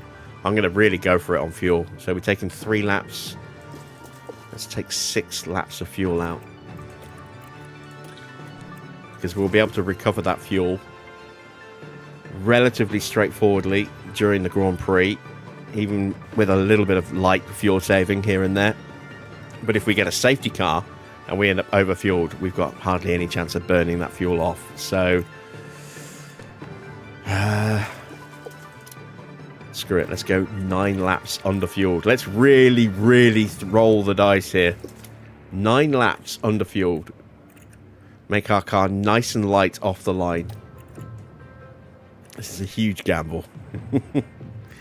Will it work? I have no idea. But we are going to now turn the batteries on as well. I'm a little wary of first lap collisions. Let's see how we do, shall we? Taking a huge risk here. Well then, it's not long until we get started here, and we should be in for a tightly contested race. I'm seeing Inters on Hamilton. There'll Inters be plenty on closely Doohan. watching the Alpine driver in this one.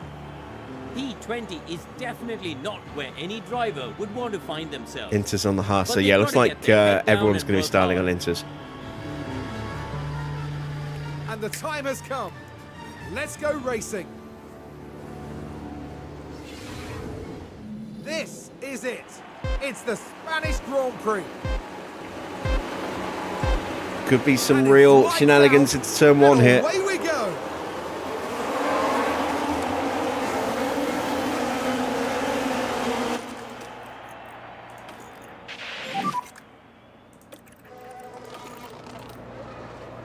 Copy. You know what to do. Copy. And everyone gets through unscathed. Porsche drops down to 17th. Mick stays 10th. Look at the RBs swarming behind us. Good job. Porsche gets back past Alonso and past Stroll as well. So Porsche just took 2 places. And we're seeing Mick trying to make a move on Yuki. So let's take a look at the replay. Right, so this was the 4th corner. The opportunity's there. So yeah, up the inside of the pair of the Astons on the approach to turn 4 and then through turn 4 itself. Lovely stuff from Teo.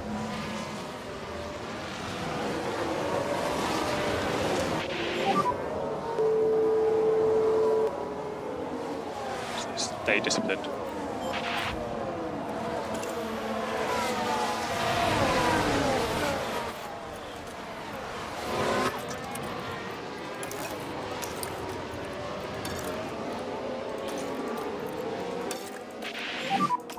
Let's just increase the lift and coast at this stage. So try and calm the car down a little bit now. Cool down. Cool down. Copy that. Don't want to completely burn these tyres out too soon, given that we've got potentially quite a long stint on them. Copy, It's going to be damp in 3 minutes. I still think we're changing over around about lap 14. Yeah, Ferrari have not gone full Ferrari. They've learnt from their mistakes. And they won't make that mistake again. They'll just make all new mistakes.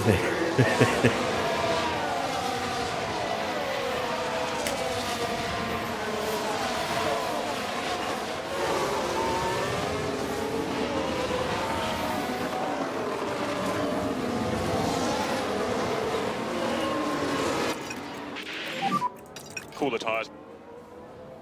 Copy.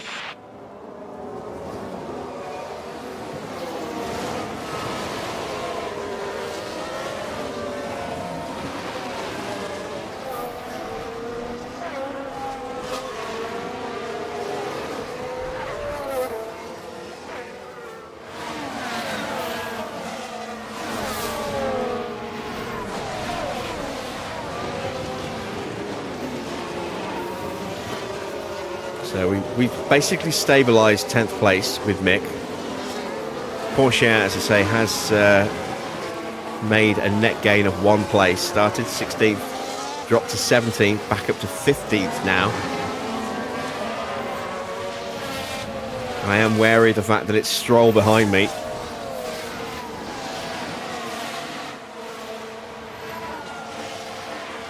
We are dropping away from the cars in front with Teo. It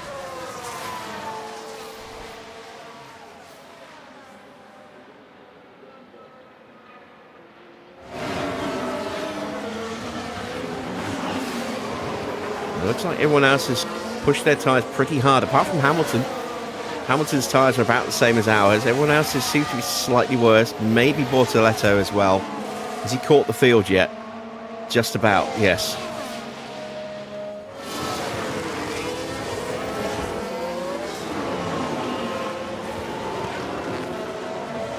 So I think Porsche is going to just settle down and hold 15th for a while. Just make sure Mick can keep the RBs behind.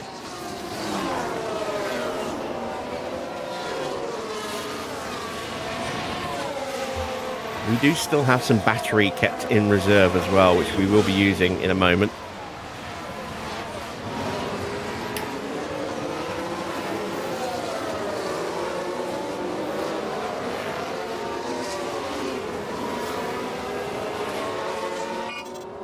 And there we go.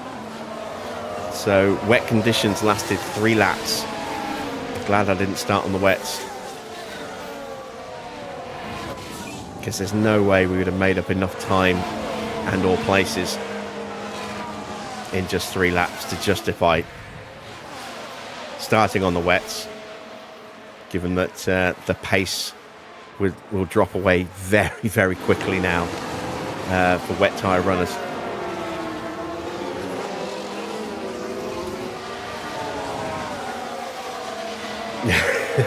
Evening, Farah. Surprised you're not on the Valium.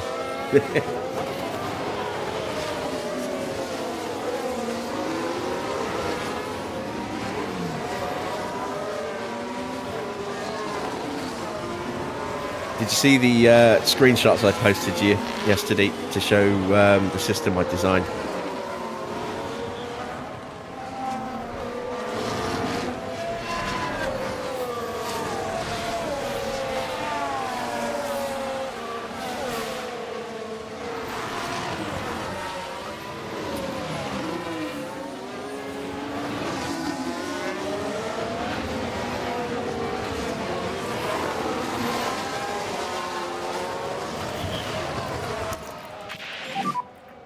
Overtake.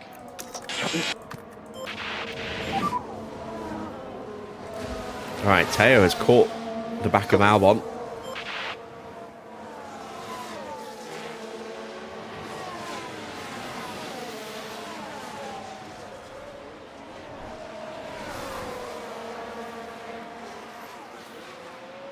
Antonelli gets past Hulkenberg. Didn't realise Nico had got in front of him.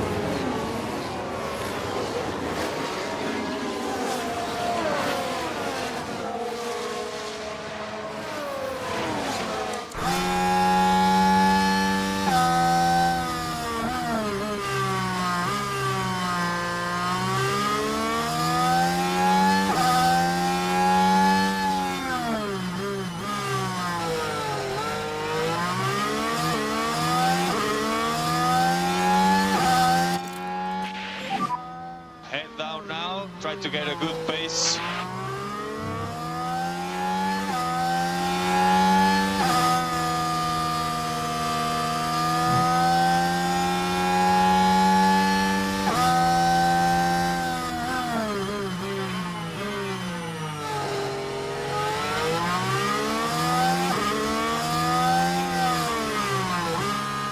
Yeah, I went through everything with her on a phone call and talked her through it so that she could design it herself on a website for her, on her account.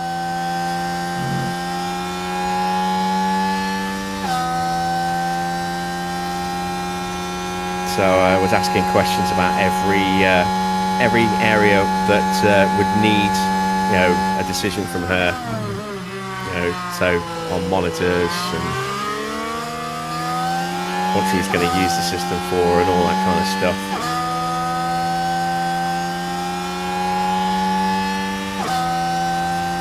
I don't think we're going to be able to get through here, so I'm going to go into harvest mode, try and get some extra battery, just wait a moment. Tyres are really burning up for most of the field here. Mick also not looking like he's about to get through anytime soon. Oh, it's going to be an absolute beast. I told her I'm jealous because not that I don't like my system. I'm very pleased with my system, but it takes a dump on mine.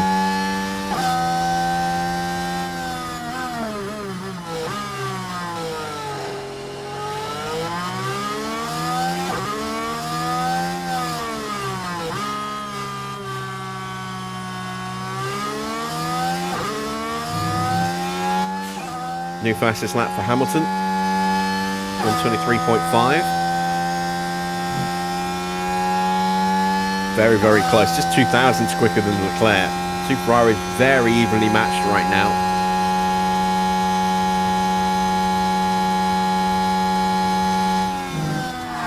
Oh, no, no, no. No, no, no, no, no.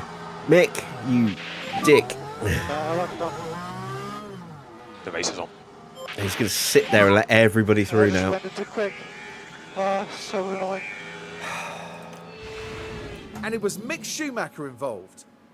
Oh, all right so far. And there's the lockup. I don't think it's much of a surprise given the conditions here today.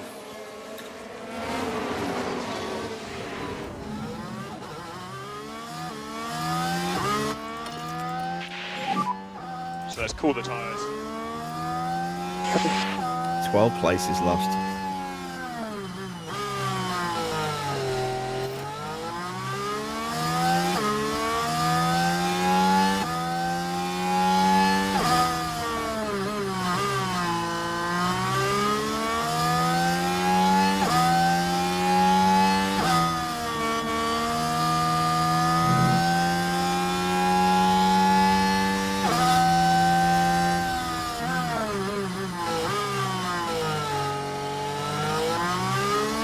Where am I in the championship? Nowhere of any real importance in the drivers. We're currently 6th in the constructors, though. Just.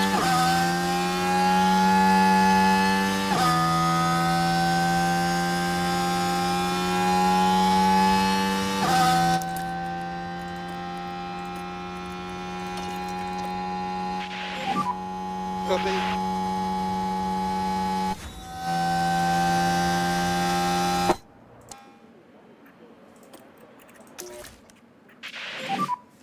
Recharge on.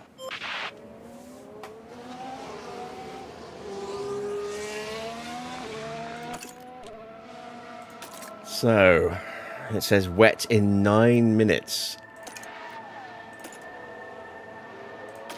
I'm going to calm the tyre temps down a bit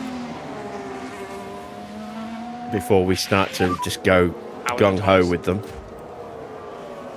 Good, it's okay. You can see the level of grip that we've got on our tyres left at the moment compared to the cars directly in front of us all the way up to Hulkenberg.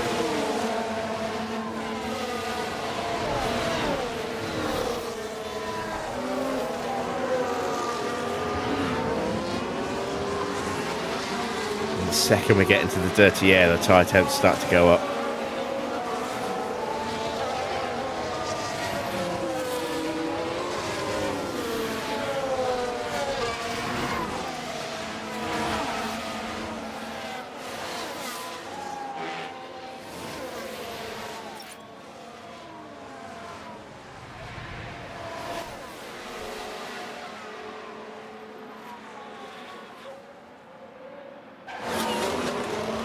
Yellow flag, someone locked up in front of us, I think.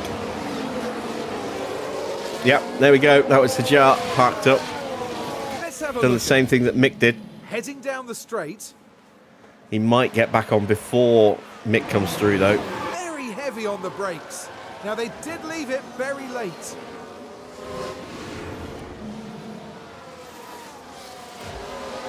He just gets going. There's Mick. Currently P13.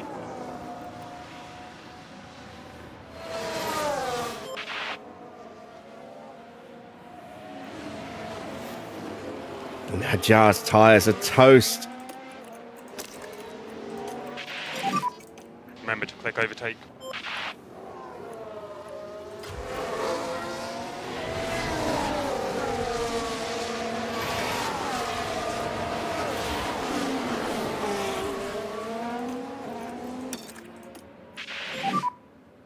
Okay, you're good to push.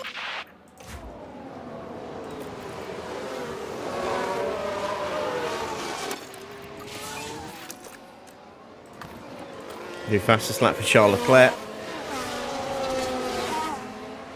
Again, very evenly matched between the two Ferraris. Just 9,000ths of a second separating them on that lap.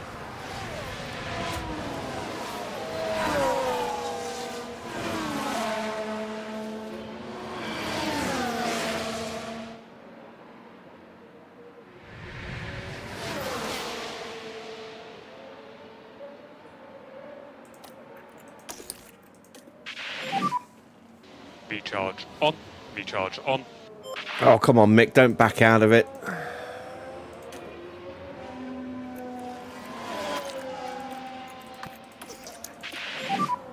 Recharge on.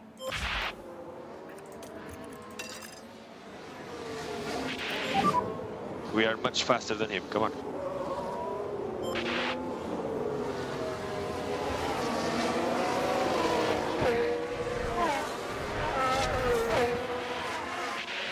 God, if we were any closer to the back of Albon, we'd be giving him a colonoscopy here. Come on.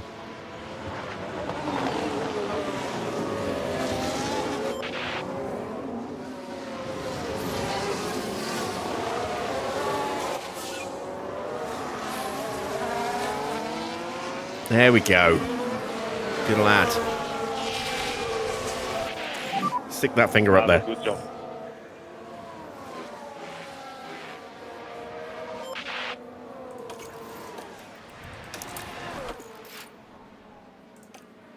Right, Schumacher's through. Hajar's tyres are all set to pop.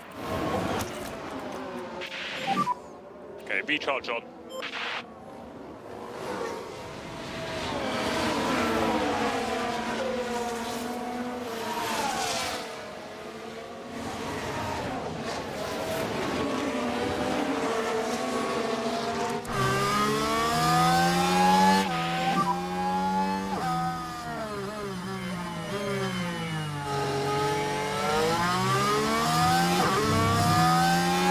I'm 03. I don't think Murray will ever have said that. Gap 1.0.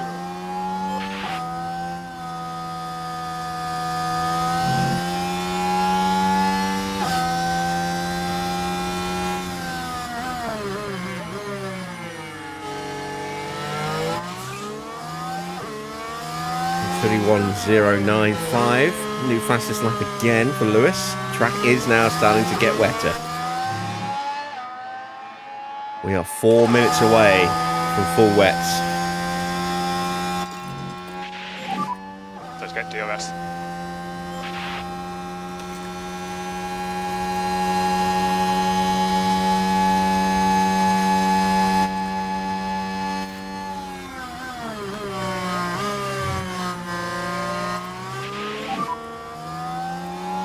Think we can give it a couple of laps. Copy.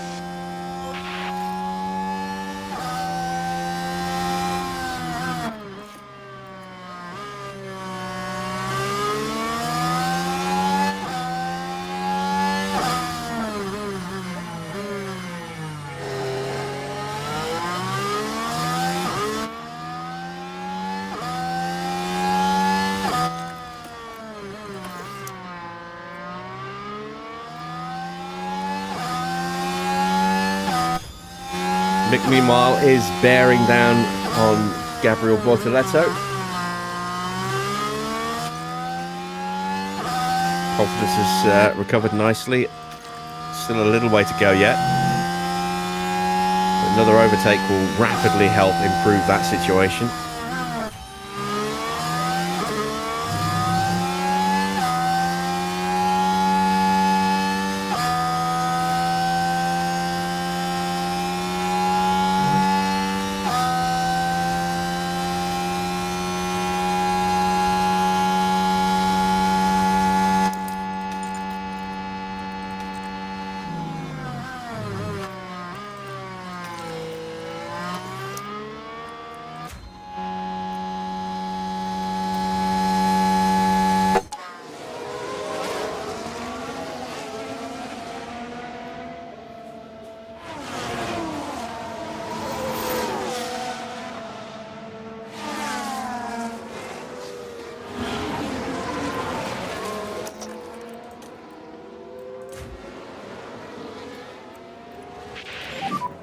Battery's there if you need it. Copy. Not long now.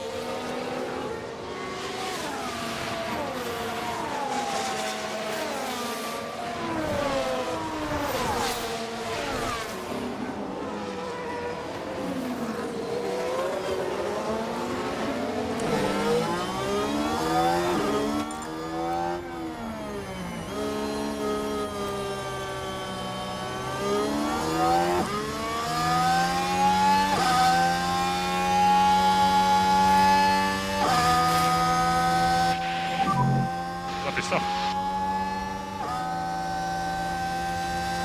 There we go. Schumacher's through. Gap 1.8.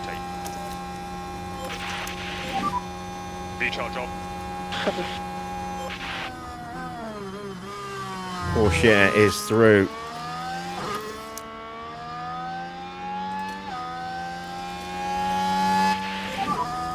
Doing a good job. Come on.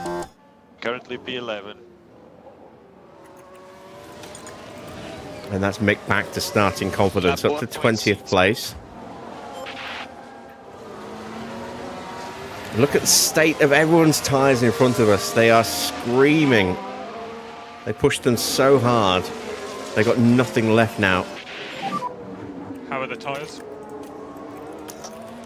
Both seem to degrade a bit, but it's still fine to go.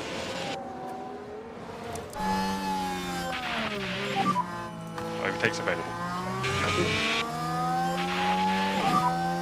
Copy.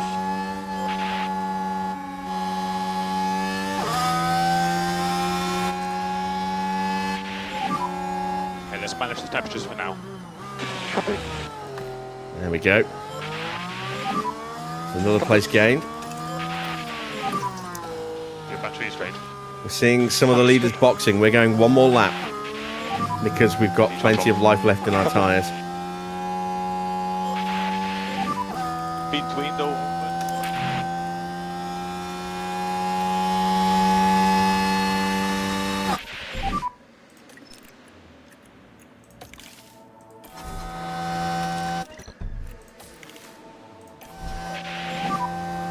We are boxing.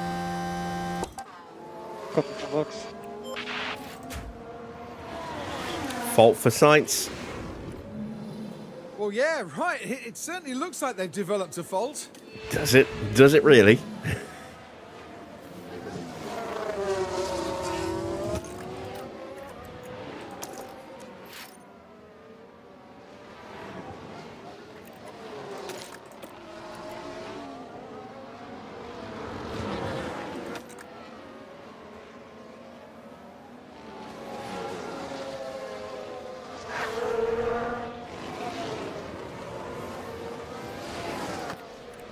Through we go. Lovely stuff.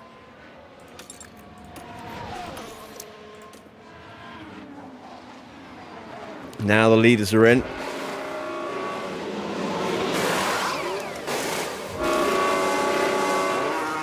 Leclerc having to stack behind his teammate.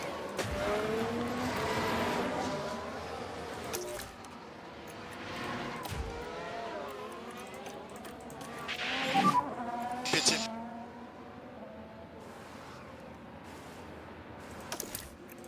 Copy. So V-charge on. Copy.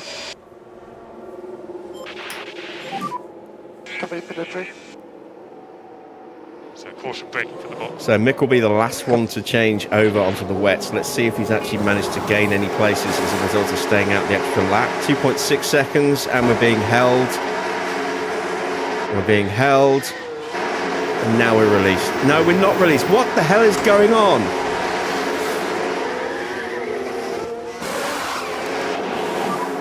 watch out, wide line pitted. God damn it. Completely screwed both of my drivers there. Porsche place. Mick is back behind Nico Hulkenberg. Oh my god. Gap 0. That's some utter bullshit right there.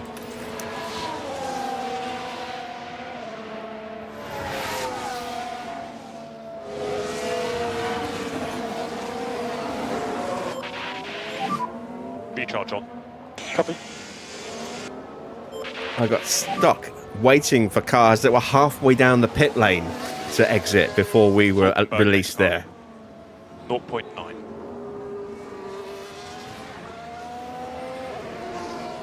Gap And that's just 3.9. destroyed Porsche.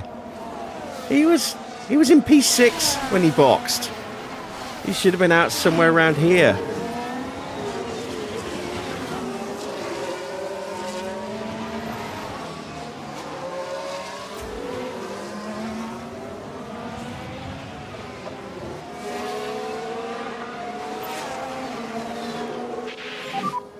Tyres are in a good window. Copy.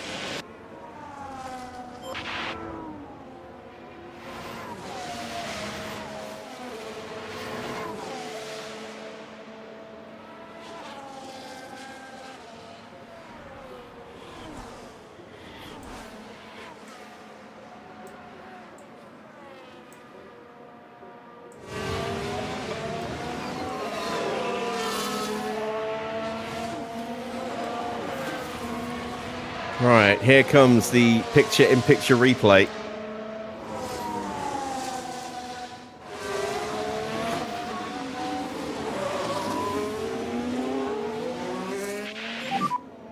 He's good. Copy.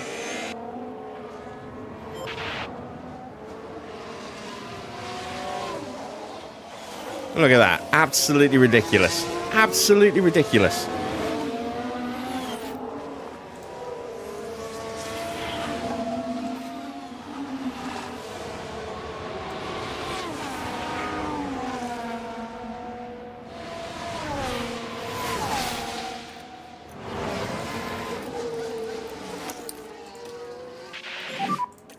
Recharge on. Recharge on. Copy. Cool the tyres. Copy.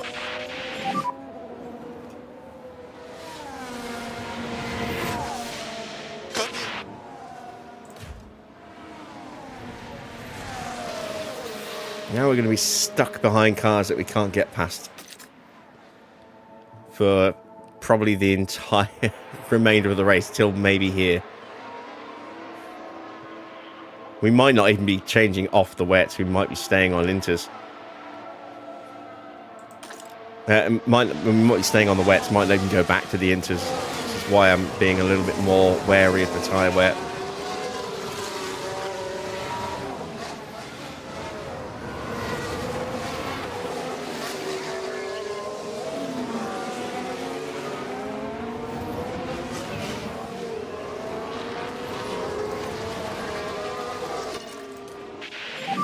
Next tyres are overheating in the dirty air. Teos are going to do the same. Copy. Cool down. Cool down. This is just going to hurt my pace as well, protecting the tyres like this.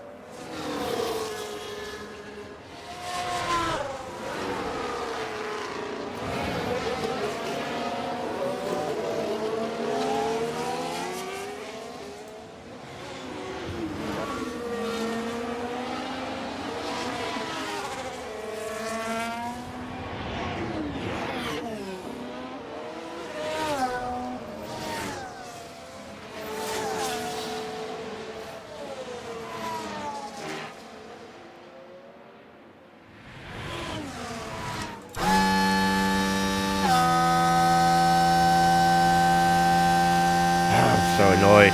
So annoyed.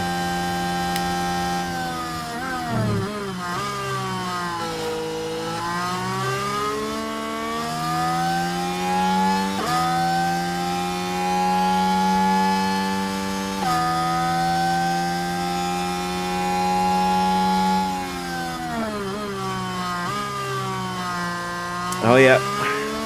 Setting trends.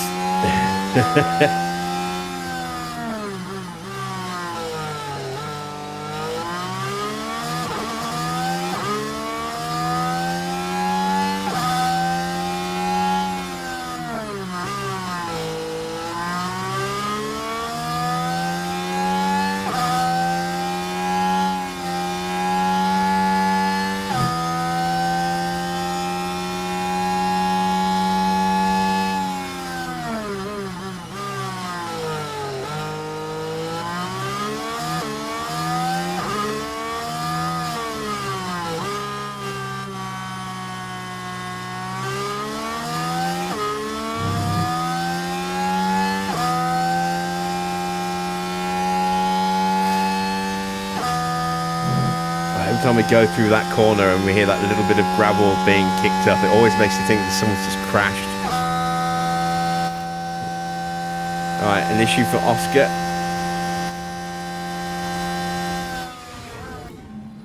But it looks like they're carrying some kind of fault. Thank you, Crofty, for that in-depth analysis there. We also have issues for Yuki Tsunoda and for Carlos Sainz. Sainz still stuck behind Teo.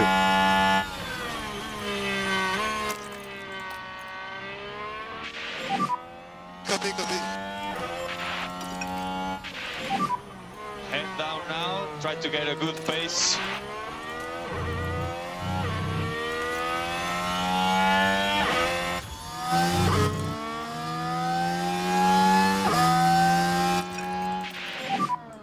You can lean a bit on these tyres.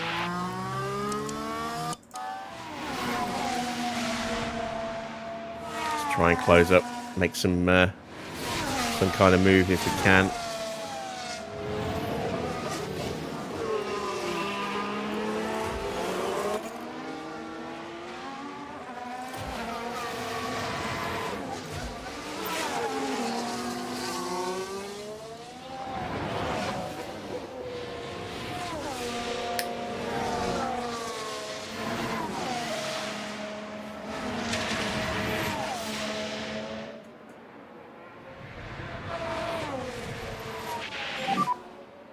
you got Hulkenberg.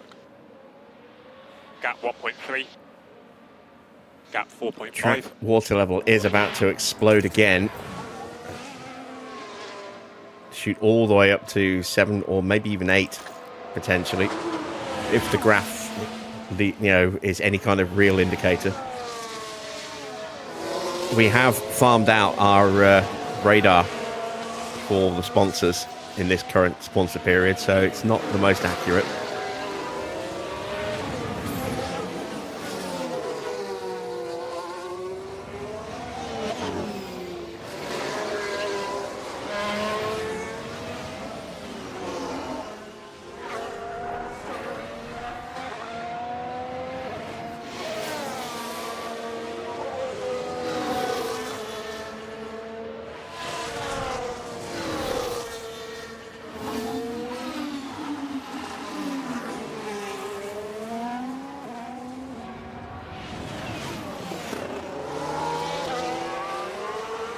Nick's getting close to the back of Hulkenberg. Is he going to be close enough to actually do anything, though? Porsche is not making any real improvement or headway against Behrman. So I'm just going to get back into top up now. We have at least dropped the sights a little bit. Copy. But this, I feel, could be how our race is going to go for a while now. It does look as though some of these wet runners are going to burn through their tyres so quick they might need to change them. That is the one kind of saving grace we have right now. More management, turn 3. Is that we could maybe gain some positions just by not shredding the tyres.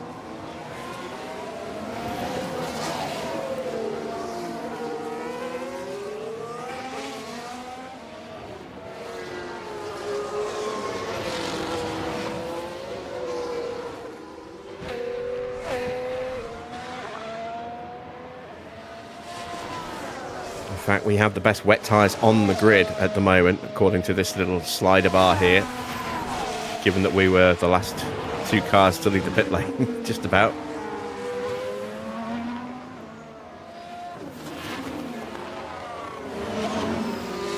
So it's a 6-second lead for Lewis at the moment after 22 laps.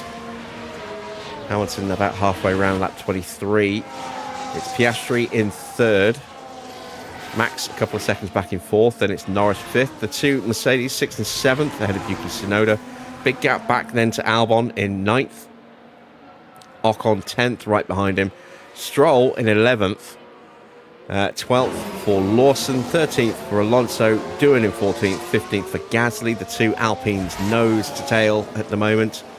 Then it's about a second back is Ollie Behrman. There he is. There's Teo just closing in behind him. Still a little bit ahead of Sainz. And then it's a couple of seconds back to Hulkenberg and Schumacher. And we are going to try and punch through here Happy for you to push in the corners. before we run out of battery.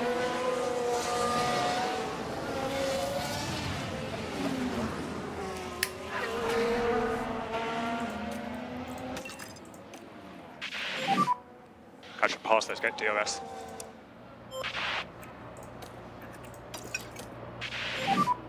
The main thing is the warm-up on this tire, okay?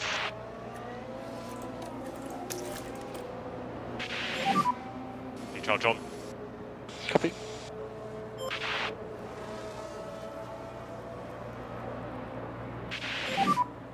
No DRS. No DRS. This is going to come down to a slipstream and then a lunge under braking into turn 1.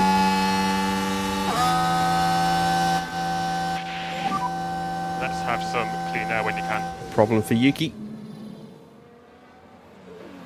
The gear is strange. That's a gearbox issue.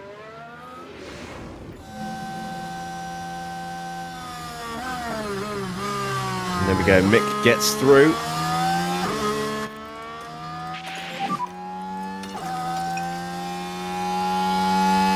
Copy. And hopefully we've got pace to pull away from Hulkenberg now. Okay. start going after Sainz. Piastri's fault gets worse. And as far as we can tell, they've got a fault with...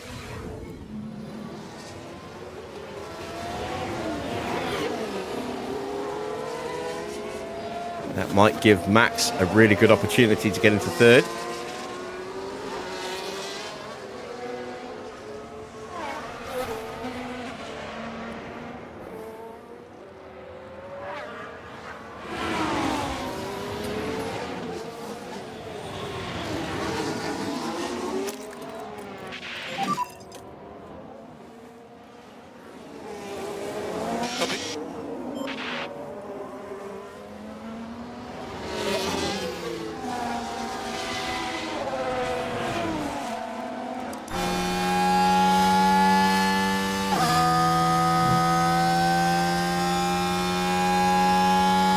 I don't think we're close enough. We're not.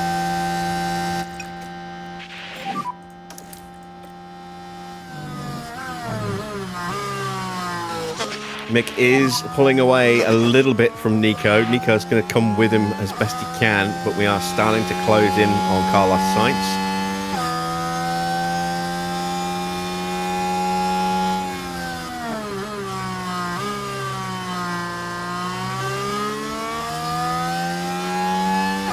Paying attention here to see where it is that we really close up on Behrman. See if I can figure out where our best opportunity is to try and launch the attack. He's too close to Gasly at the moment, so we're not going to get that run down the straight into turn 1 that we did with Mick on Hulkenberg. He's going to get the same slipstream that we're getting.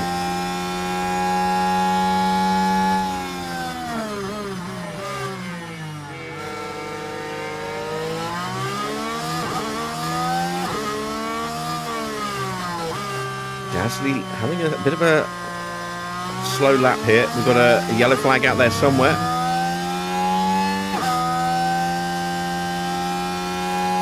Lawson running a little wide. Take a look here. Turn 13 is the final turn. The RB drivers I think. No, turn 14 is the final turn. Slightly run off the track, fighting with the car just a little, perhaps. Cuts back across Fernando there.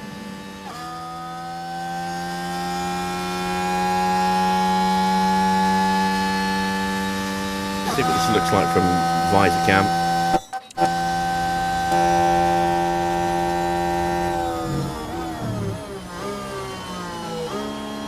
Right, we are close enough to have a lunge. Maybe into turn 4, maybe turn 5 here.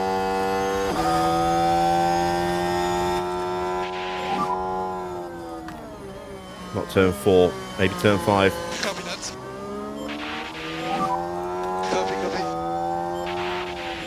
Nope. Get a good run through 6. Maybe we can get him into 7. Nope. Copy. Alright, 10. What about turn 10?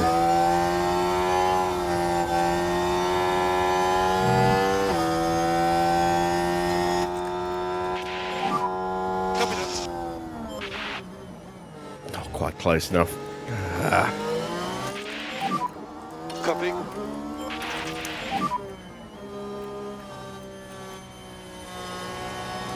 Mick's pulling away from Nico, but not really closing in on Sainz at the moment.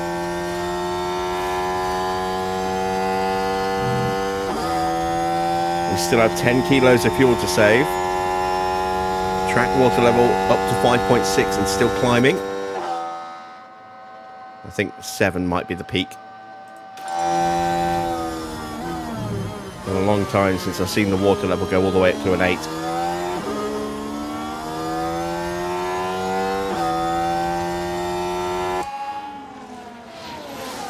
Sainz has closed back in on me.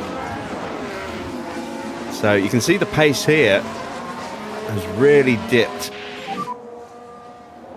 And Mick will just gradually start to close up now as a result of that.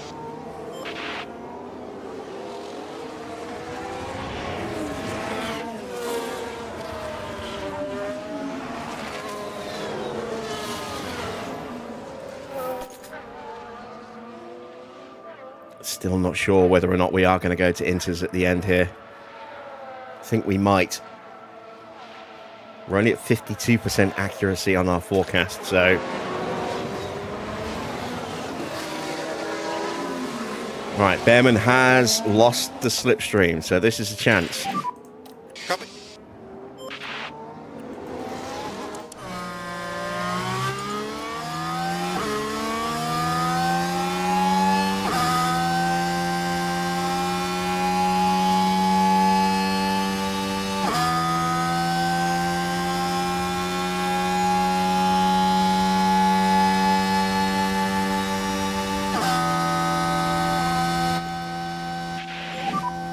Copy. Haas is just too quick in a straight line for us. Copy.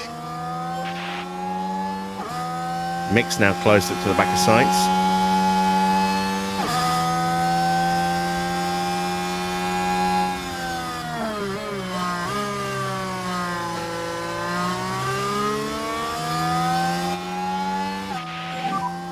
Copy.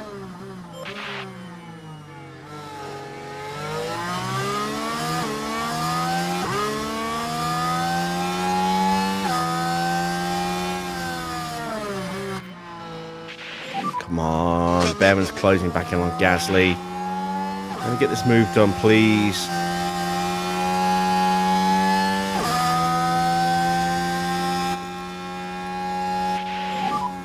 Copy. I can't get him. Ah, he's too quick Copy. in all the wrong areas.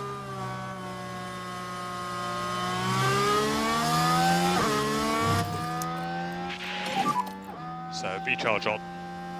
Copy.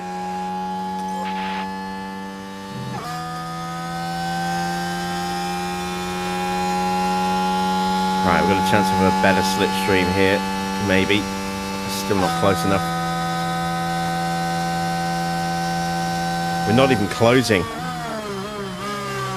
Oh my god, we're going to be stuck behind this guy forever. Copy. Copy.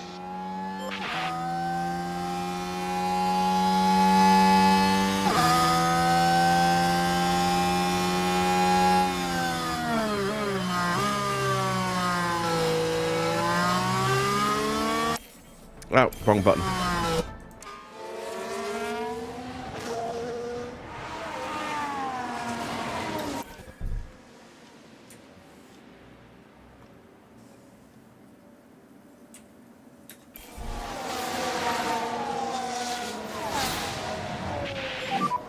How are the time?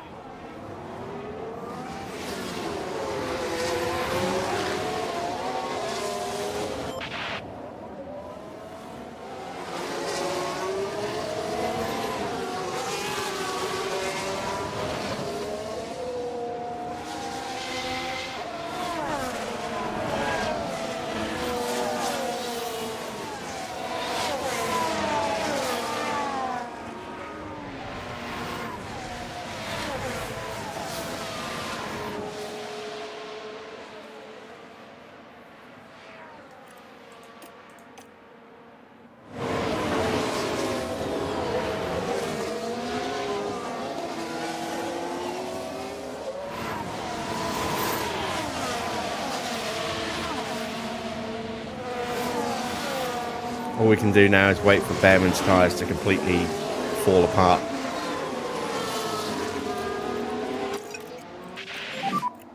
Keep up the pace.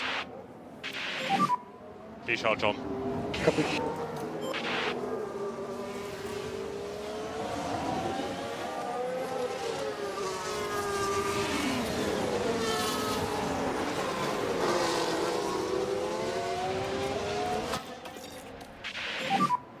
Cool down. Cool down. Copy.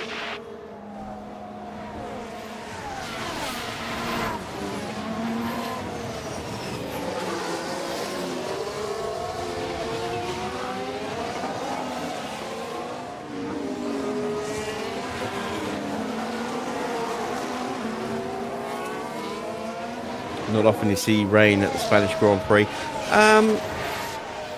Yeah, I mean, it is more often than not hot and dry, but I mean, you do still get a fair few number of wet races. Usually not this wet, though.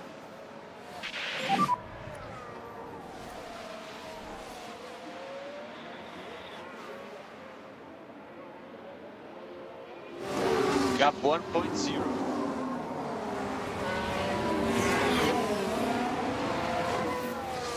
Gap 03.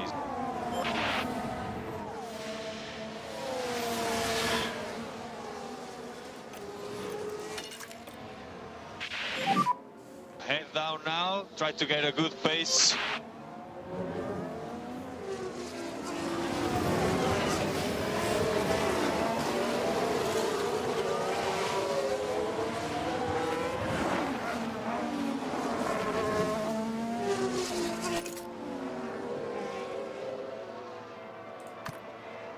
See the pictures changing again. Look, big fall away from that peak. It wasn't there a couple of laps ago when we checked.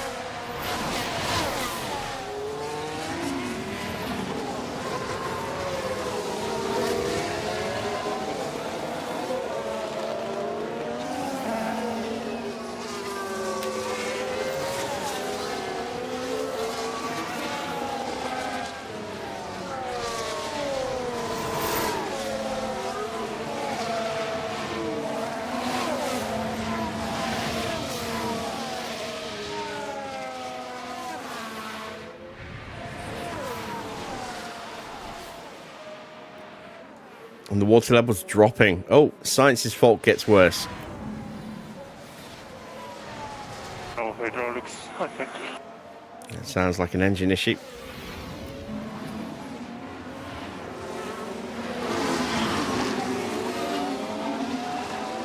Could be gearbox. It won't be the battery. But it does put him in a vulnerable position.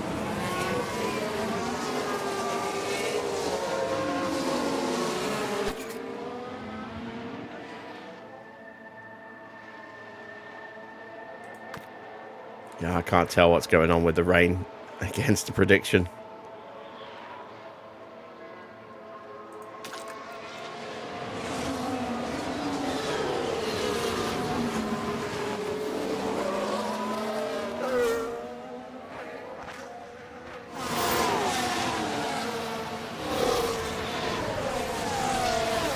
We have enough pace in these tyres to go fast enough to get away from these guys, or at least keep them behind us, but not enough, it would seem, to get past them.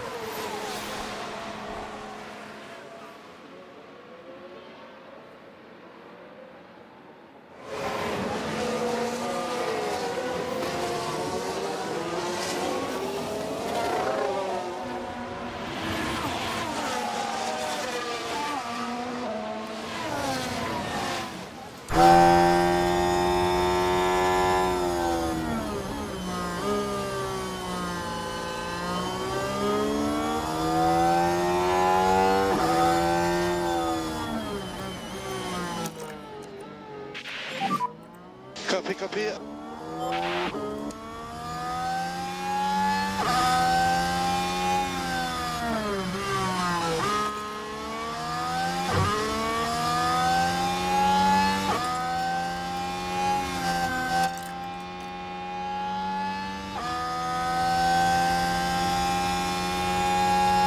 Just past the halfway point. Still need to save 9 kilos of fuel.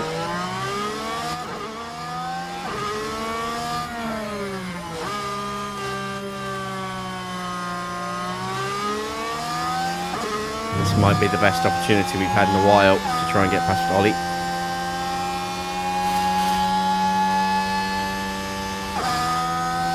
Close enough to be able to get some slipstream from him here.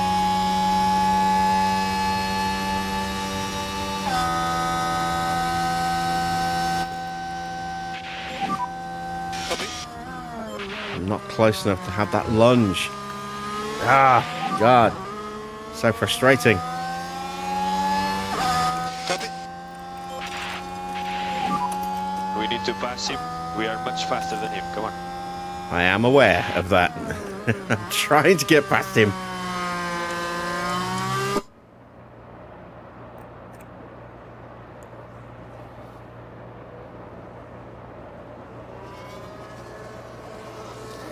God, even everyone else is caught back up as well. Hadjar and Hulkenberg.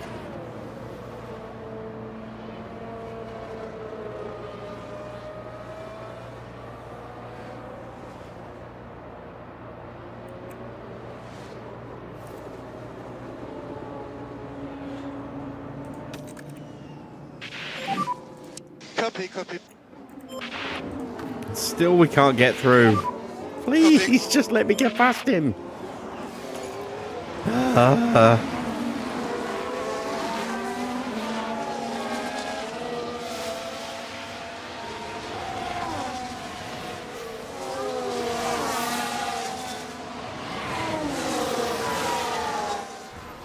I've got nothing left that I can try. This is it. Gap 03. Full push on the tyres, full push It's on the over, it's fuel, gone. full push on the battery. Try and get the lunge into turn 1. We still can't get past. Copy.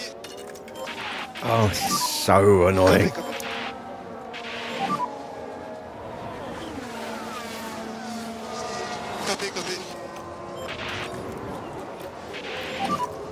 Copy. Copy. Up to 6.1 mil on the track. And we're going damp in 9 minutes.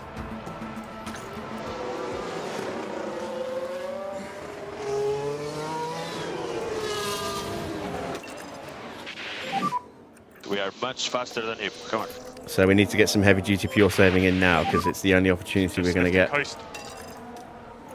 Copy. Catch a pass.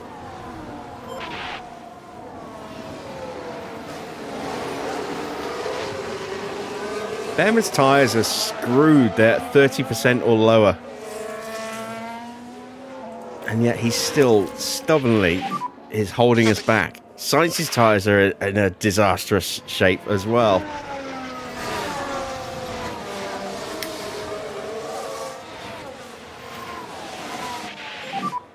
Gap 09. Just focus ahead.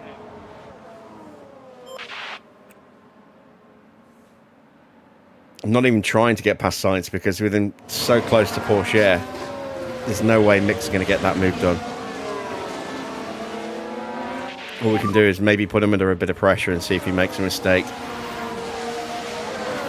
If he drops away from Teo, there's suddenly a chance for Mick to jump. It's coming to us.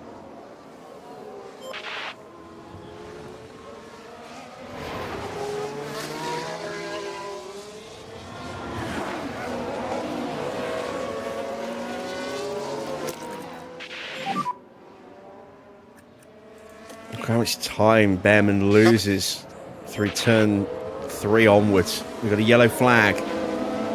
That is Norris locking up into turn 1. Just look at how wet the asphalt is. Oh, and the car locks up. And they ended up their own passenger. Evening, Army.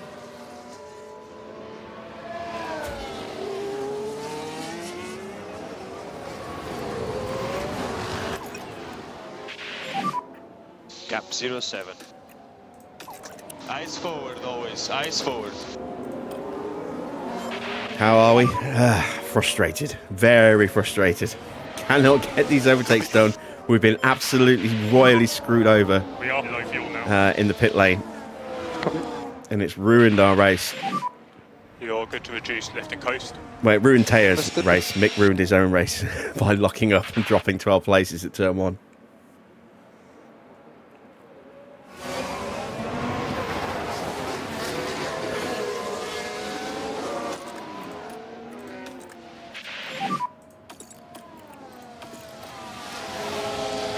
Copy. Come on, he's got Sure, no nice grip speed, left in the corners. Yeah, copy. He's got no grip left. Get the move done.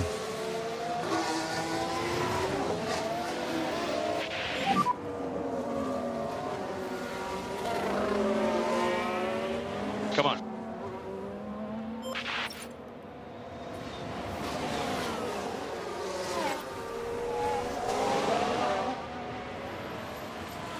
How are we not getting these overtakes in?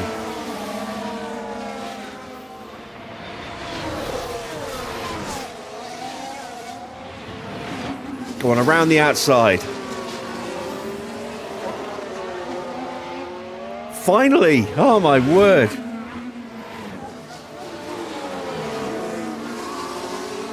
Teo is finally through. Good job, good job.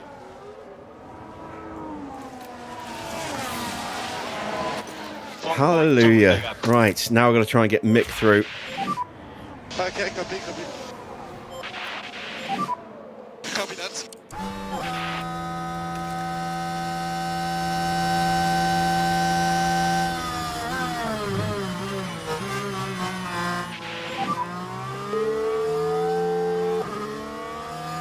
Stay disciplined.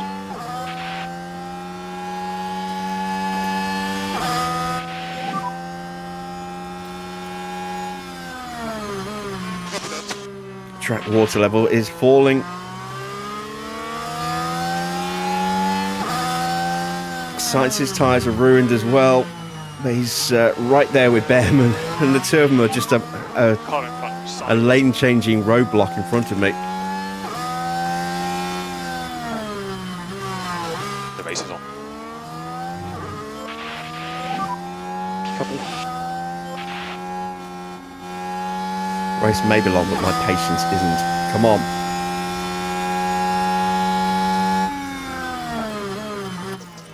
Ah, this is ridiculous. Recharge on. Copy.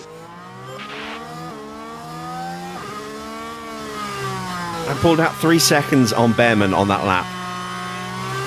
That's how much quicker we could have been going. Copy.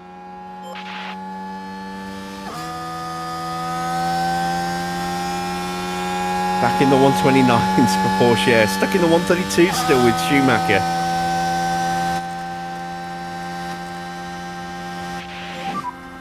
Okay, let's manage the temperatures for now. Copy. Copy. Realistic racing is really, really, really, really difficult in these conditions. It's fine to fun. Just gotta be patient here.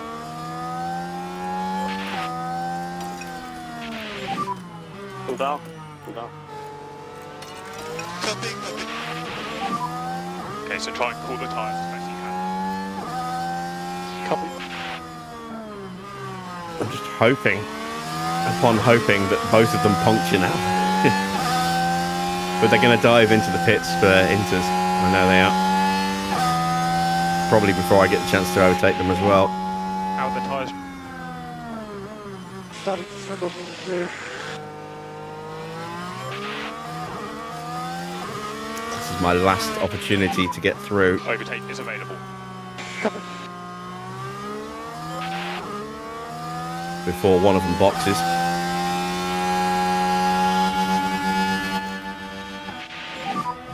Let's have some clean air when you can. Copy.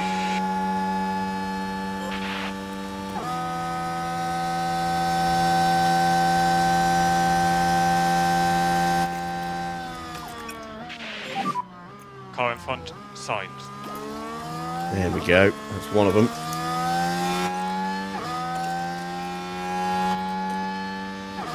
Oh. Yeah, copy. So into your lift and coast, lift and coast. Okay. Energy is good to keep on pushing. Yeah, copy. Come on, let me get him into the chicane. Copy. No. Right, let me get him into turn 10. Cancel lift and coast for now. He's punctured, and so is Sainz.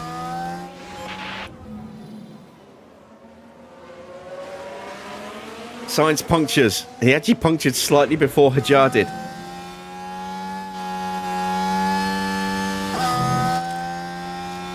And I'm going to use this opportunity while everyone is scrambling to get through to jump onto those inters. Nice one. We're P17 at the moment. So gap 6.1. How did I get the Nissan livery? It's a mod. It's listed in the video description Box. if you want to apply it to your own PC file, but it needs to be on a PC. Pit in.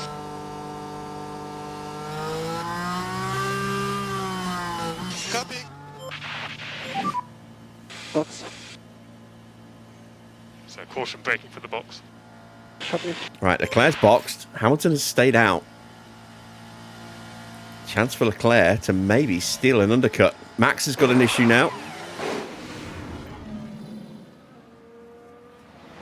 Oh, wait, my bad. Stand.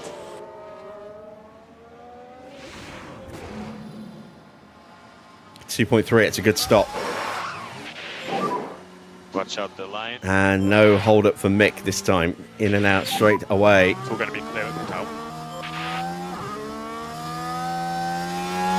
We have been lapped. And there goes Piastri and Verstappen. But they need to stop.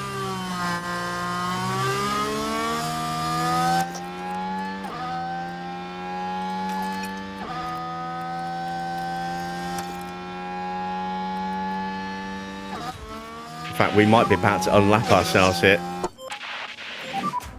Full focus on one of the front tires. Copy, copy. Copy. Back into our left to coast.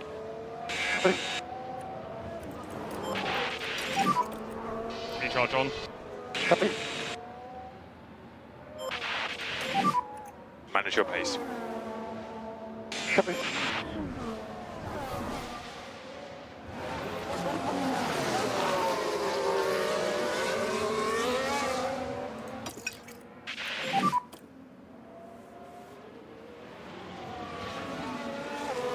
Copy, copy. Okay. Recharge. They're going again. Damn it.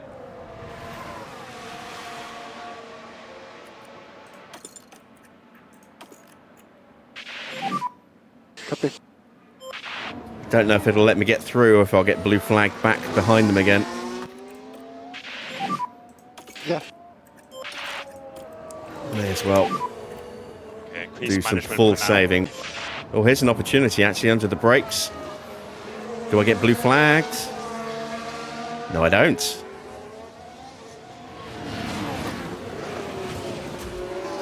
Nice.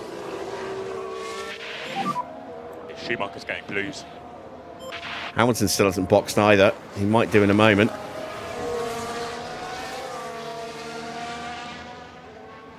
Doohan got out in front of me.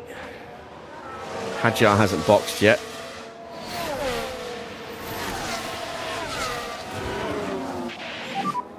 Temperatures have stabilised. And Hamilton is now in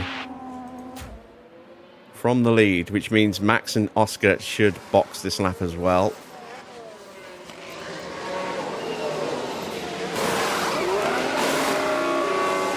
It's an okay stop, nothing special. Max is in. That will free up Teo. Not Teo, Recharge on. Mick, sorry. Recharge on. Copy. Switch here. There is Teo. There, sorry, there's Mick. There is Lewis. So we are still likely to get lapped. 23 laps to go. Gap 07.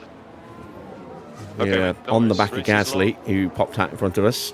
Lawson hasn't stopped yet, but he is probably far enough ahead. Oh, no, tell a lie. He's punctured.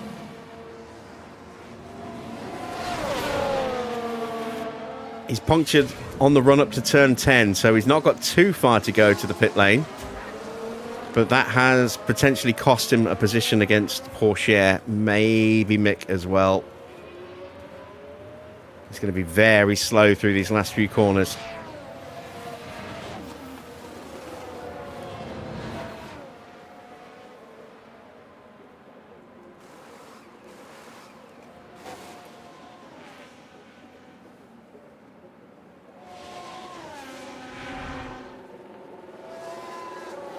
Down in the pits. Oh, that's a slow one.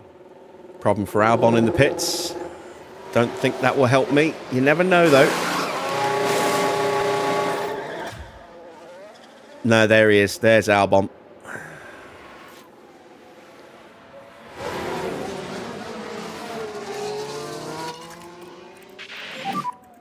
Copy. Exaggerate the management. Copy.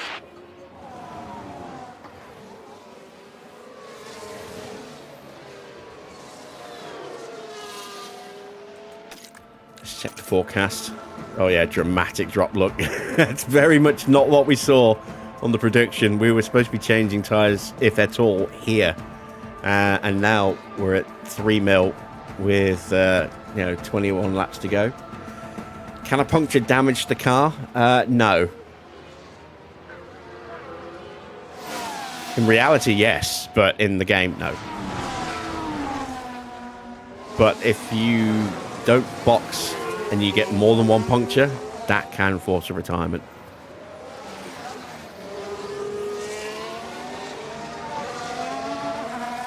So if you end up puncturing both rear tyres, that's it.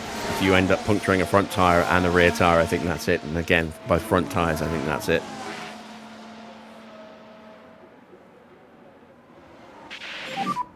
Gap 09.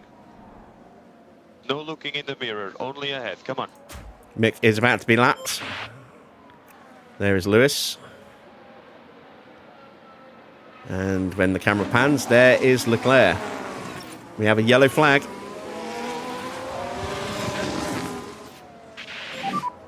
Yellow flag's here. Okay. It's a spin for Lando. Here's the replay. Now the focus is on Lando Norris here. And the rear just lets go. And I doubt there's going to be too much criticism after that, though, when you consider these conditions. No, there's going to be plenty of criticism.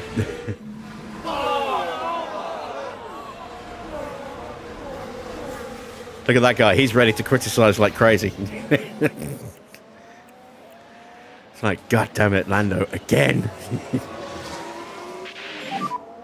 blue flags for fuel. All right, so that's one less lap of fuel that we need to save, which is about 1.6 kilos of fuel, 1.5, 1.6. So we're down to needing to save 3 laps of fuel in the remaining 21 laps.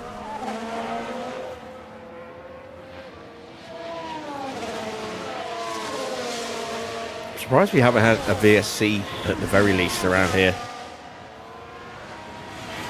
I'm amazed we haven't had a collision between drivers yet in these conditions.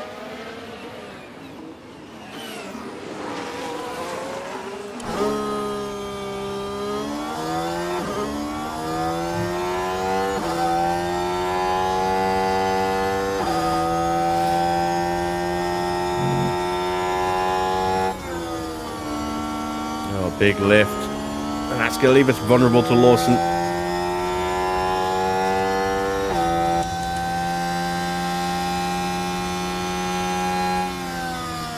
Wilson closed up by about 1.5 seconds there.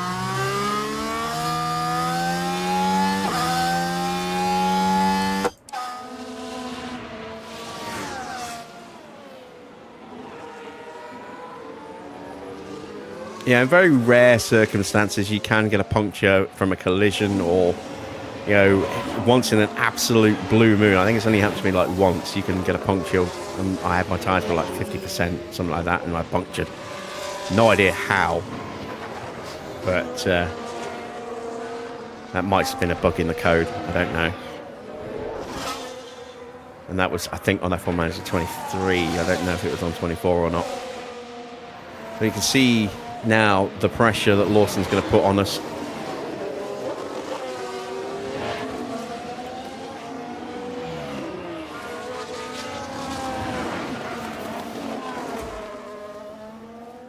Porsche still keeping a watching brief on the back of Gasly and Doohan. Mick has a fight on his hands. Gap 1.5 behind. And I need to drink. Head down. So I'm going to pause because I don't want to miss anything. Just get through this turn first.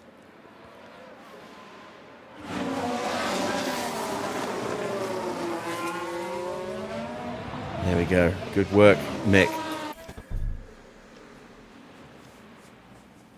Be right back.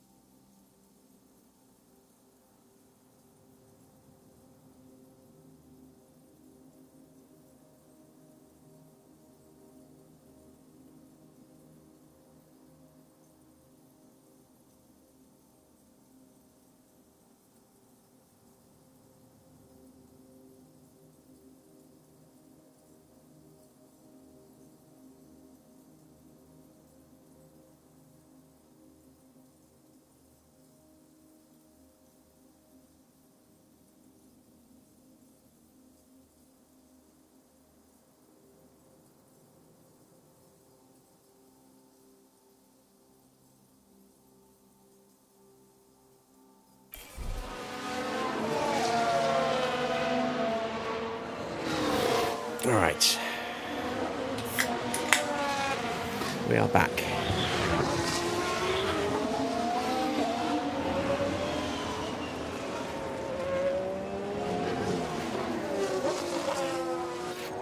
Oh, that's better. I needed that. Problem for Nico Hulkenberg. Just a couple of places behind us. A lot of power, something's wrong.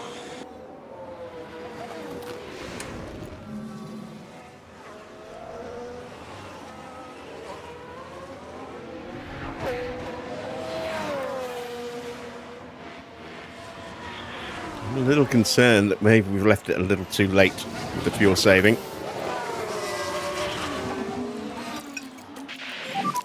Head down now. Try to get a good pace. Cancel lift and coast for now. Cancel lift and coast for now. Copy. We are low fuel now. Copy. Use your battery. I'm going to get lapped by the Ferraris. Let's wait till Hamilton comes through and then see if we can use Hamilton to punch our way past Gasly and Doohan. Copy.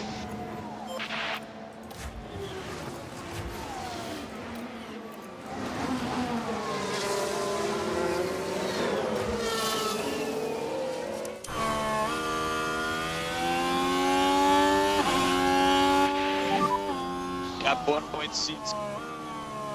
Okay, eyes forward now. Eyes forward.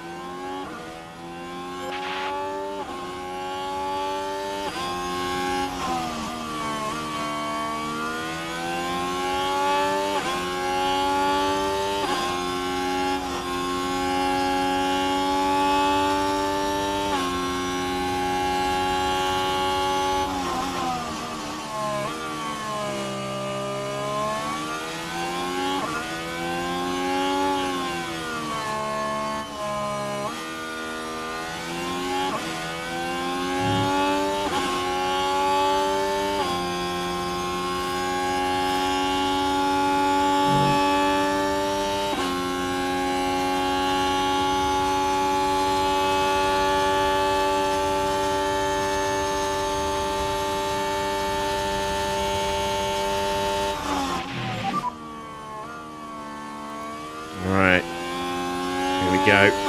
Eyes forward, come on. We're about to get blue flagged.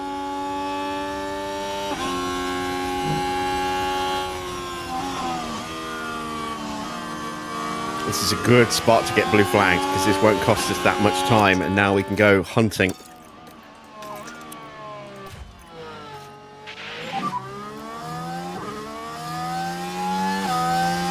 Copy, copy.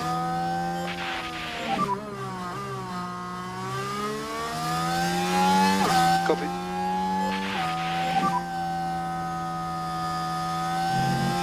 Oh, Hamilton's got a fault. Car slowed down.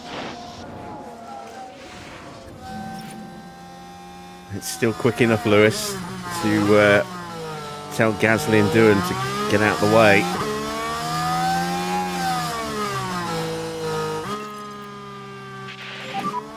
Close the gap.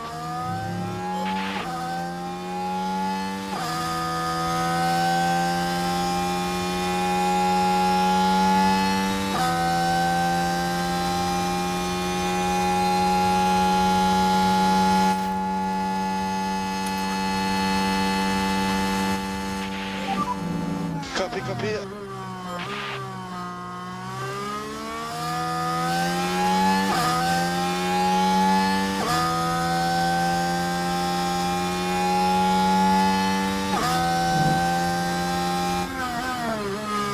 Damn it. Gap 06. We need to focus on going forward now.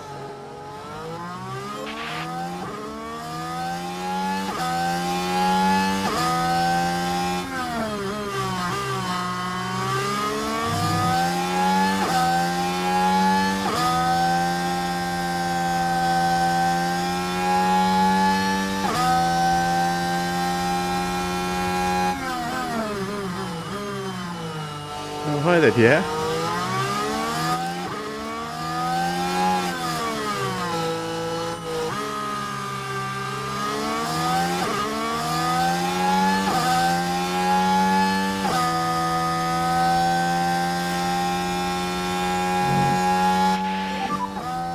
Your battery's ready.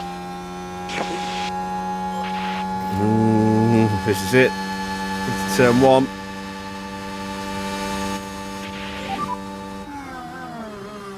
Couldn't get alongside, and that's it. Copy. Chance gone. Copy. Pull down. Pull down. Copy.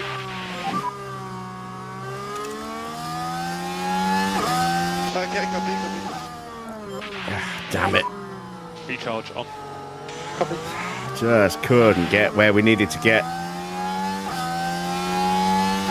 Story of the race.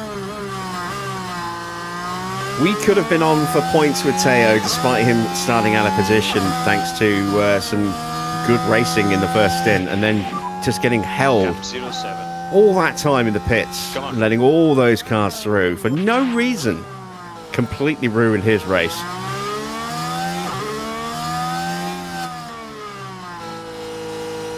Mick could have been on for great points if he hadn't locked up and dropped down 12 places.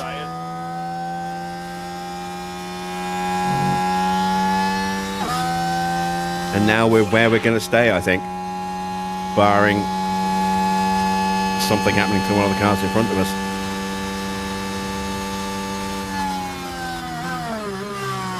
We'll have another opportunity in a moment because we still have Charles Leclerc to come through. There he is.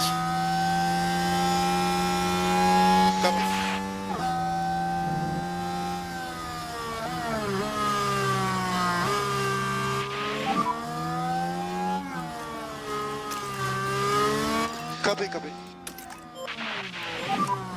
Copy, copy. Copy, copy. Copy that.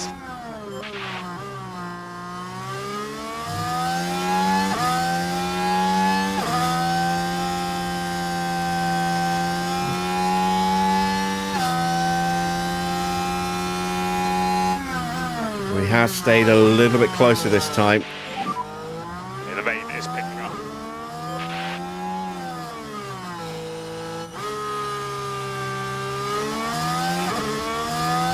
Still need to find 2 laps worth of fuel.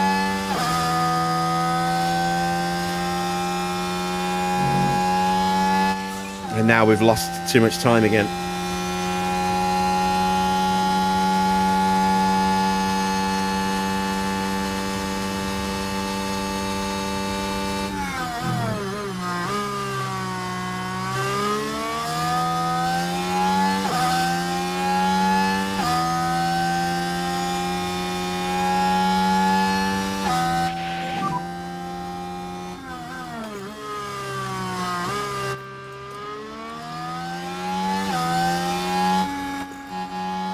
The car is coming to us.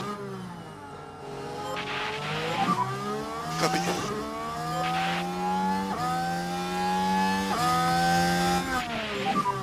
Copy, copy. Gasly has managed to get in front of doing the same thing that I was trying to do.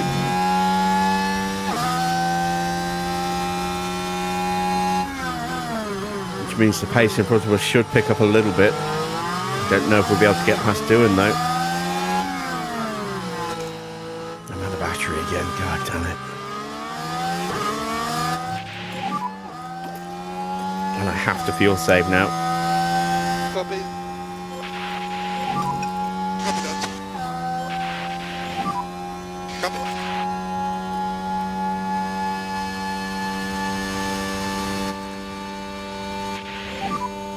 Copy. So that's not going to get through. Copy, copy. Copy. It is so frustrating when you know you've got a car that is capable of lapping quicker but cannot get through. This is very much real Formula One right here.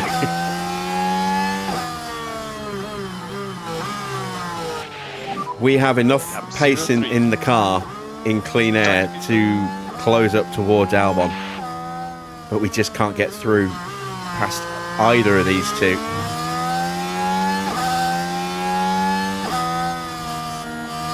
I mean, everyone's stuck behind Stroll. Alonso, or Albon gets past Alonso. He's going to have a crack at Stroll in a minute. But yeah, we're quicker than Stroll with both of our drivers. You can see Mick's pace, unimpeded, is half a second quicker than Stroll while fuel saving.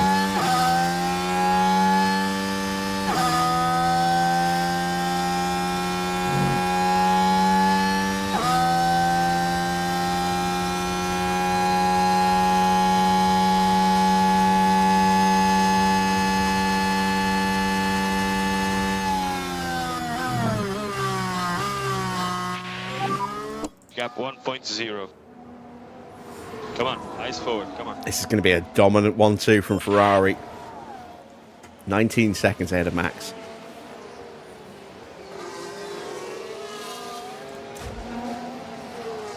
And Mick is closing in on Teo.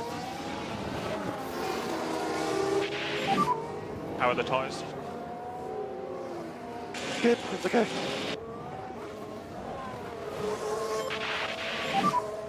Copy.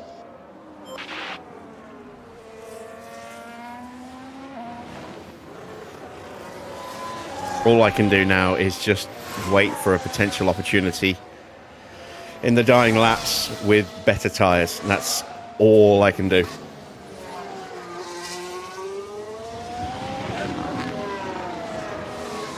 And it's going to have to be with Mick, I think, rather than with Teo. Because Teo still needs to find more fuel. 10 laps to go. I need to find about a kilo. Just 1.2 kilos or so with Mick, 1.3 to be safe. Yeah, 2.3 with Porsche. So Porsche is pretty much stuck in fuel safe now. But Mick will have some opportunity to try and push forward. Okay. Let's at least see if I can put some pressure on them. Copy. Easy on the tyres. Maybe force them to slow down a bit. Copy.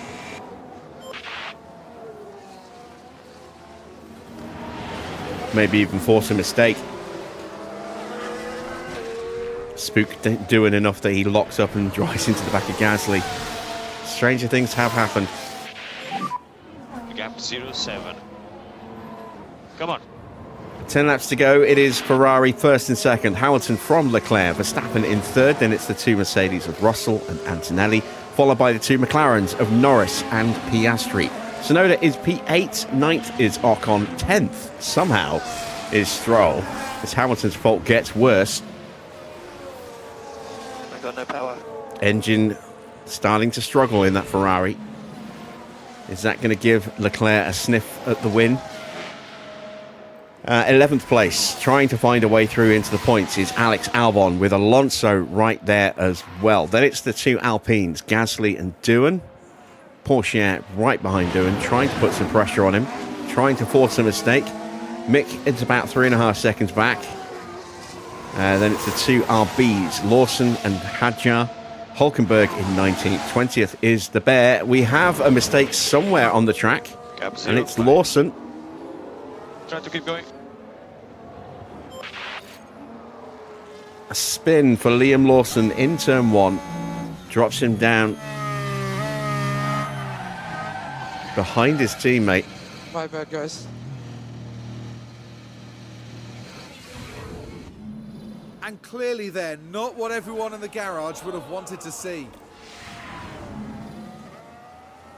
Behrman got through as well. Now he's getting lapped by the Mercedes that have George Russell. Bortoletto is in 21st, and Sainz is a long way back in 22nd.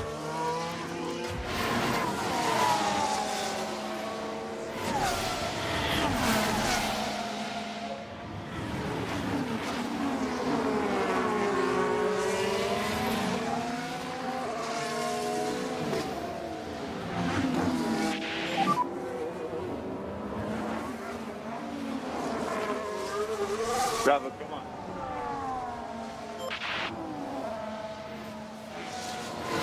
Doohan has dropped out of the slipstream of his teammate. That might leave him a little vulnerable.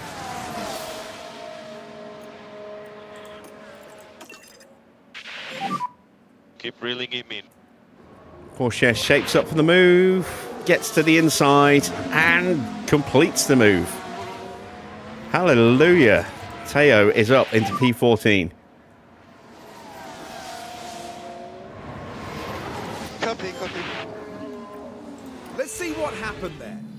Now we're watching the action closely here. The opportunity begging to be taken. And up into 14th they go. Mike says, I don't think I've ever had a puncture on any of the F1 Manager games. Ran out of fuel plenty of times across the line. Yeah, I've done that a few times this season, unfortunately. Just looking ahead.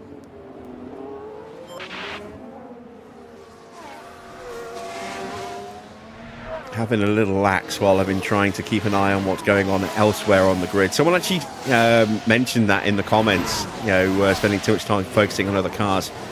Trying to keep the streams interesting and exciting and help build the drama and the tension of a championship, rather than just seeing the same two cars every lap, every stream. Trying to add in some extra viewing variety. It's a very deliberate, conscious choice. And, it has cost me on a couple of occasions, but on the whole, I think it's a worthwhile trade-off.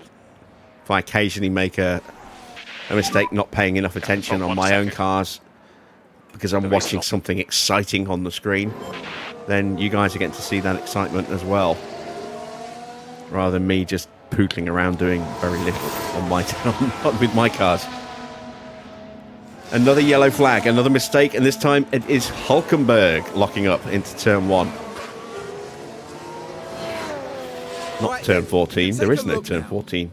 Now this was on the straight. Struggling with the car. But that's just the risk you take. The later you leave it.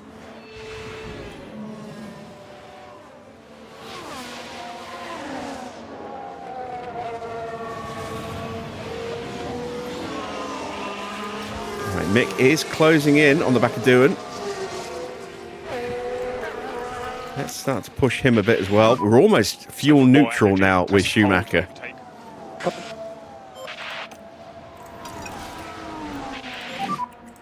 All out now. Head down now, try to get a good pace.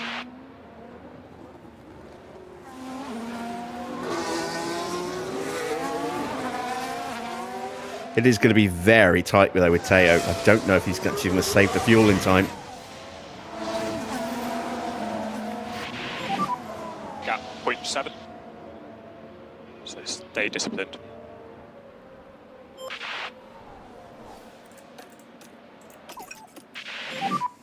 You're good to reduce lift and coast. Copy. We are low fuel now. Another yellow flag. And that is Go recharge on. Copy. Sonoda, I think. It is. Tires are Yuki Tsunoda just getting lapped. Just dropped it here on turn 5. Gets back on. Idiot. Through goes Ocon. And then he immediately gets lapped by a Ferrari, I believe. Yes, there. Hamilton.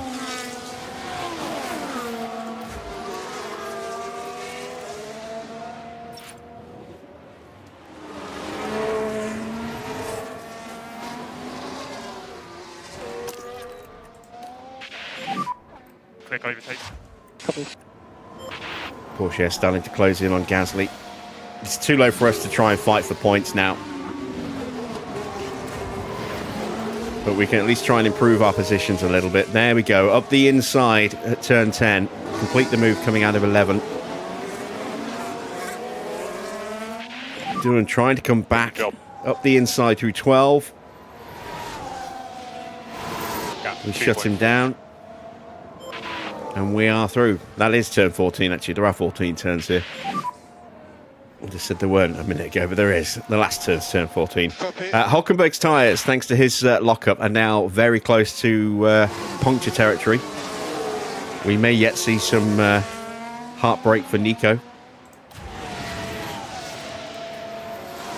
Still need to find about 0.7 kilos with Porsche. I've got 4 laps to do it. 4.5 laps to do it. It will be very tight. gap 1.0. Remember the eye, come on. Recharge on. Copy.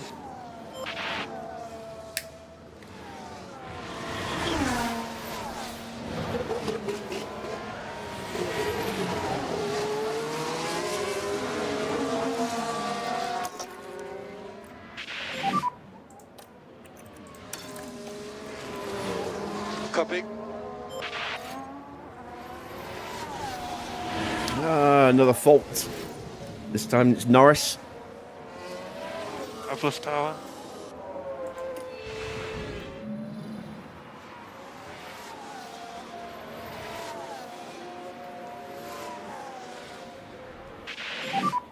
Five to go. Copy.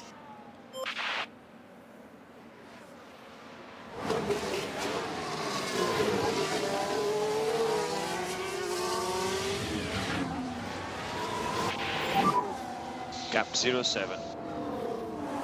No looking in the mirrors. Full focus ahead. Come on. All out. Half a kilo needed for Teo. I think we'll do it. I think we'll save his tyres. Doohan's tyres, not his tyres, we'll save his fuel. Doohan's tyres are at 30% or lower. He's in puncture window now.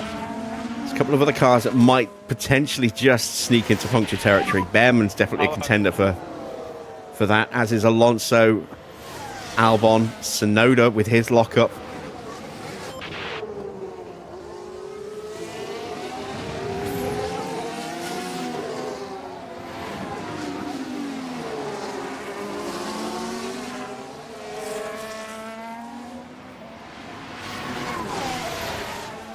Three laps left. Can we get past Gasly here? Gap 06. Get on the rhythm. Come on. 4 laps to go. Copy, copy.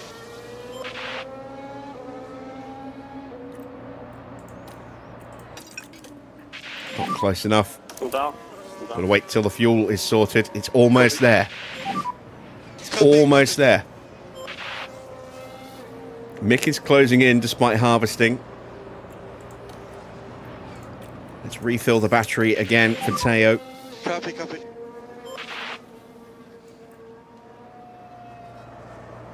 There's Mick. Battery's good. Copy. Just let me beat Gasly. Are we happy if I can beat Gasly?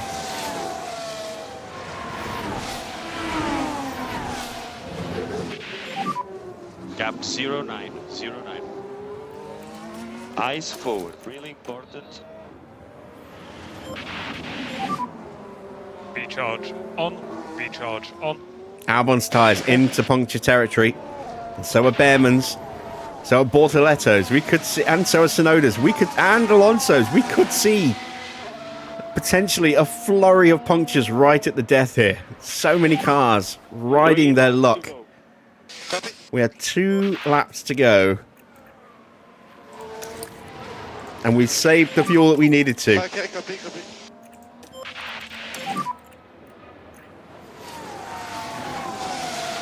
Copy. Copy.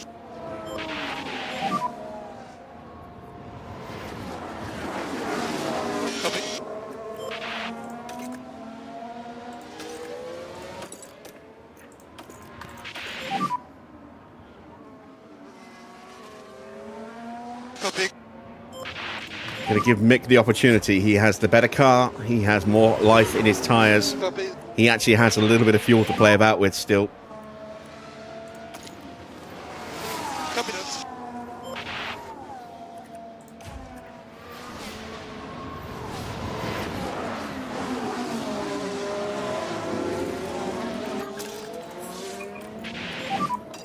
Energy's good to keep on pushing.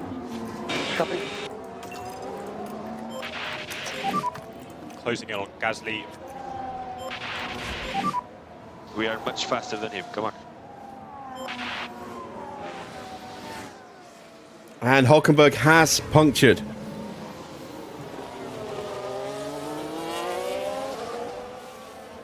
Again, you clip the curb. That's all it takes when your tyres are that low. 2 laps to go. Copy.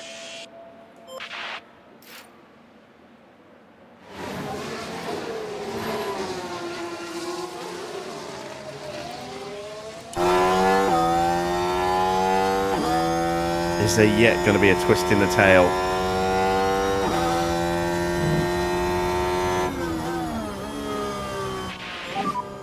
Gap 0.5. Just got to be patient here.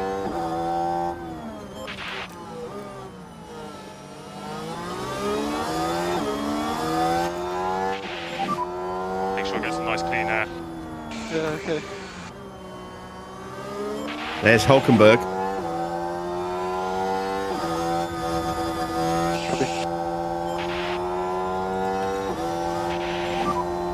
Okay, let's manage the temperatures for now.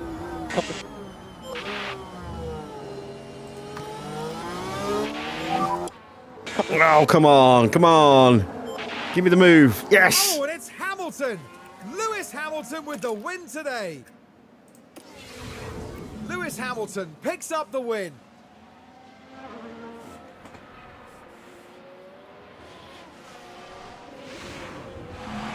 A result like that absolutely speaks to all the hard work they've put into their career.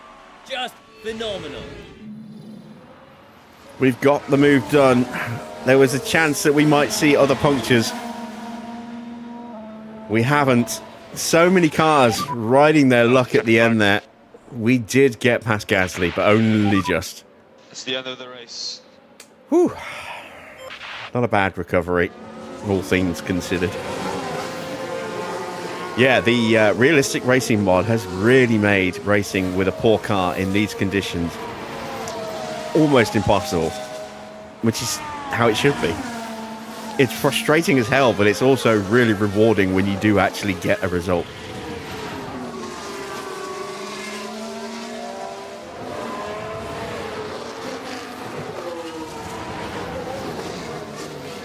do highly recommend that mod to anyone who hasn't used it yet. I'm using version 3. Link in the video description if you want to get it yourself off Overtake GG. May even have been updated since then, I don't know.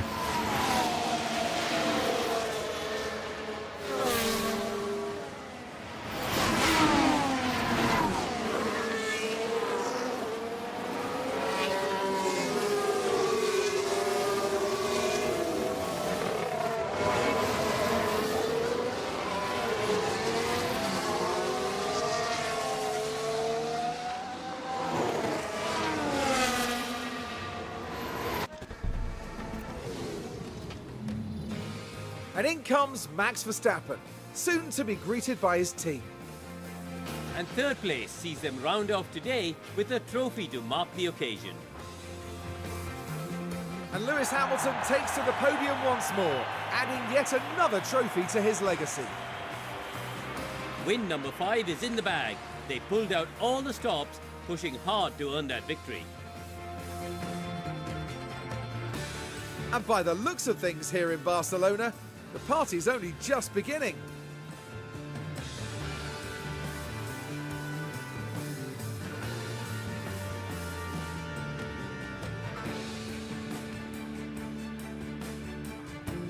Well, Karun, how do you think they'll be feeling in the team garage at the end of that?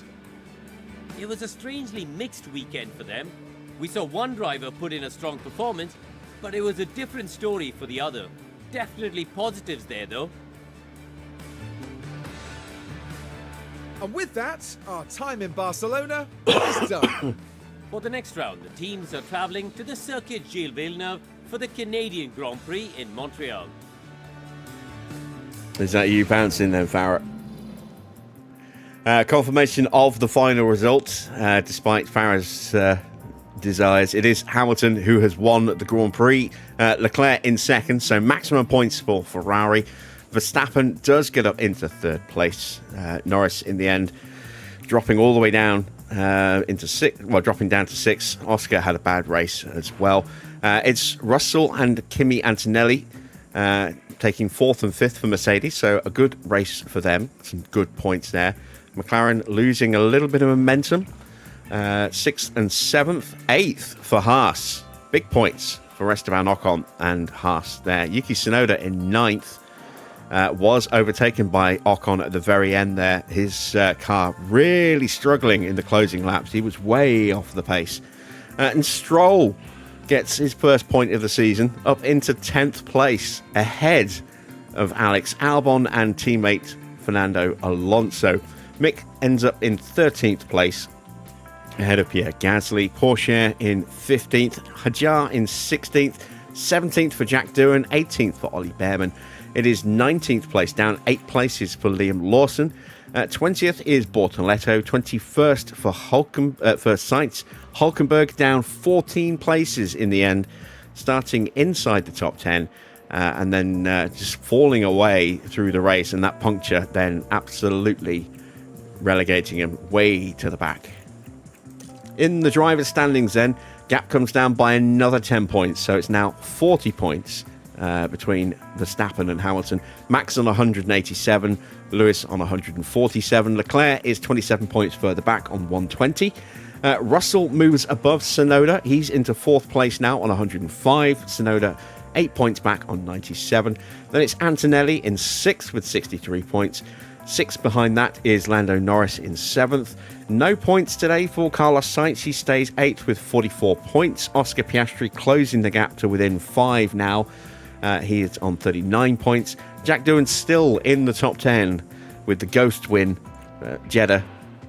No points again for my boys. They stay 11th and 12th, 23 and 20 points respectively. Then it is Lawson in 13th with 14 points. Albon has 12. Gasly ahead of Hajar, both on 10 points in 15th and 16th. Ocon up to 17th with his first points of the season. And Lance Stroll gets his first point of the season as well. He's up into 18th place. Alonso and Behrman both dropping down 2 places. They are the last of the scorers, so just 2 drivers remain yet to get off the mark this season, and they are the 2 Saubers of Nico Hulkenberg and Gabriel Bortoletto. into the constructors standings then. It is 17 points for Red Bull, 43 points for Ferrari. So the gap is definitely coming down here as well. Just 17 points now. 284 for Red Bull, 267 for Ferrari. And Mercedes now 99 points further back on 168 in third. But they have pulled away from McLaren by another 8 points. McLaren on 96 now. Williams have 56 points, 43 for us in 6th place. 7th is Alpine with 36. Then it's RB with 24. Haas up 1 place into 9th with 5 points now.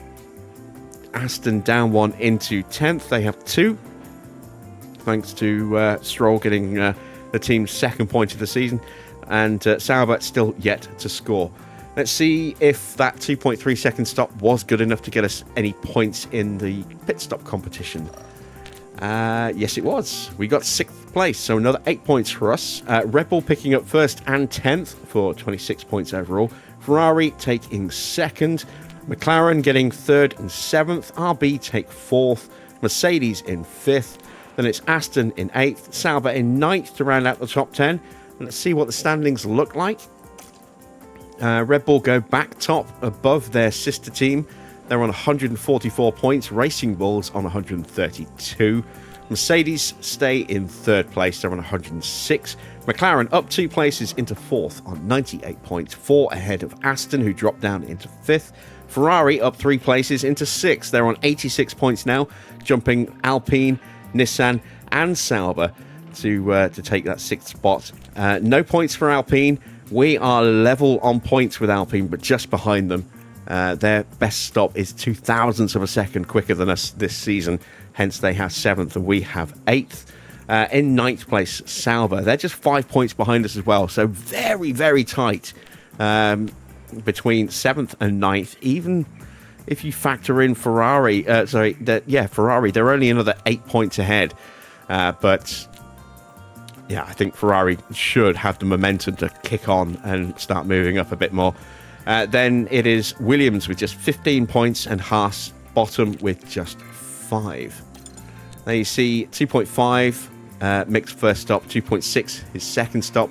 2.6 was Porsche's first stop, but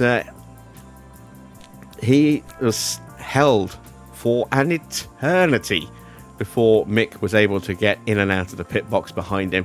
And then Porsche's second stop, good enough for some points today.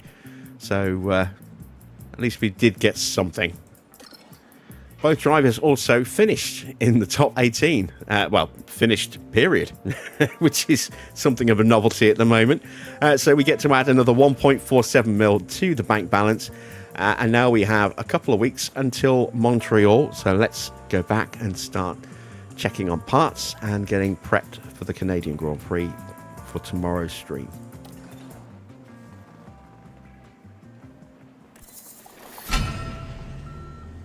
The car part test centre is now refurbed. Suspension sim shouldn't be too far away either. Matt Harmon gets a rating boost up to 80. Let's check the inbox. So, did anything break? Or did we get through unscathed? Damn it, we lost an underfloor and a suspension. Just can't get through a race weekend without something going wrong at the moment. So that's 2 more parts that need to be replaced. I don't have any more underfloors, so that means rolling back a spec, I think, for Porsche, unless we're making a spare. I don't know if we've got one underway at the moment. And we will have a replacement suspension in a few days, I think. There's the car part test centre refurb finished. Let's catch up with what's going on throughout the rest of the grid in May. So Mercedes upgrading their design center, so that will help them very much going forward. Ferrari said it could be going better. Yeah, but not by much. I mean, they're closing back up in the constructors. They're closing back up in the drivers, or at least Lewis is. Second in the constructor standings, second and third in the drivers standings. There are the current standings, and you can see that the gap is slowly being nibbled away. That says it's 50 points, but that was yesterday before the result. So, yeah, it's actually 40 points now is the gap. Let's take a look at how our monthly affiliates have improved. We're only going to get to see Ritomo Miata, unfortunately. He's gained a point in overtaking. Let's take a quick look at Tuka. He is in full enthusiasm here, which is excellent. That'll help with his training. He's in very high at the moment. He's focusing on long run pace. And his stats are starting to look a bit more balanced, which is wonderful to see. So we are probably at a point now where we can actually put him onto neutral and let everything kind of develop cleanly. Control is the lowest as is defending, but everything else is pretty well balanced now. So we will leave him, as I say, imbalanced and let him develop naturally like that now, rather than pushing any one thing in particular. Luke is our commercial driver. He is just unbalanced. His stats are decent, as you can see, but there's no plan to put him in the car. Let's see if we can fix this car. We have to roll back. There we go. And do I have to roll back? Yes, I have to roll back.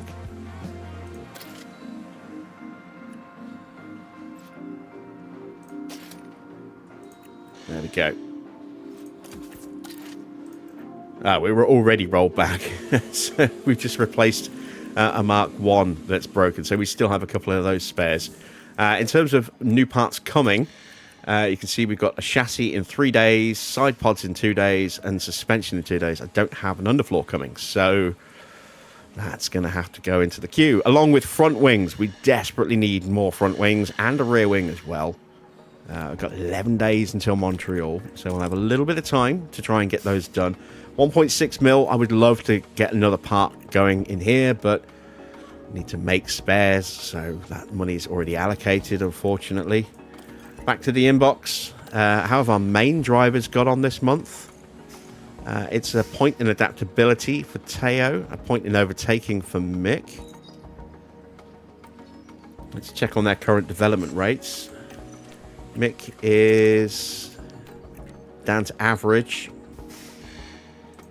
and Porsche is in high.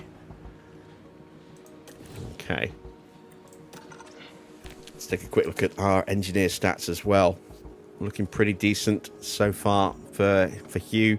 That communication stat, you really are seeing the difference in communication between the two engineers. We are getting our feedback from Mick much faster than with Hugh than we are for Teo with Pedro, because that communication stat is considerably higher. So that is a good 3-4 minutes worth of time on track at least, if not more. Maybe 5 or 6 minutes more on track that Porsche has to do before he can give the full 5 out of 5 feedback. What else do we have in the inbox? There's 2 emails that we have missed. There's one of them. And there's the other one, the monthly car development, which we never bother reading because they're always depressing. Let's get the pit crew training sorted out for the rest of the month. So, what's our fatigue level? 27%, going down to 18. We'll give them the Monday off. We'll go into potentially some speed training for the week. Potentially, I might roll that back to split training, but I want to see what it looks like after a few days. It's too high already.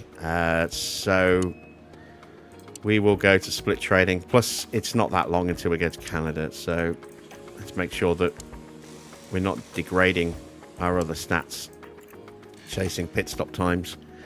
There we go. Fatigue's much healthier now.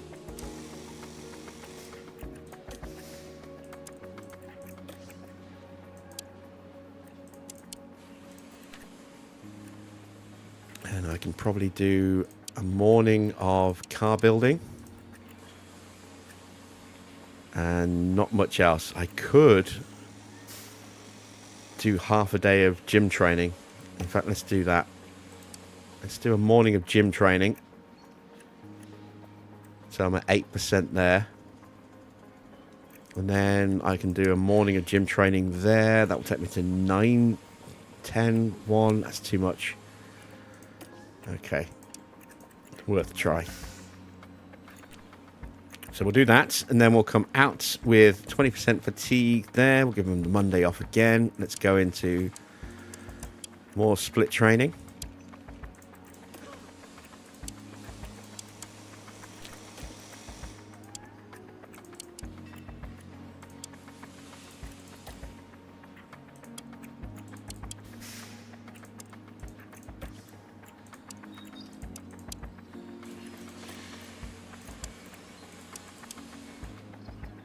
Okay, we're at 31%. We're at 0, 4. Can I get away with a morning of car building?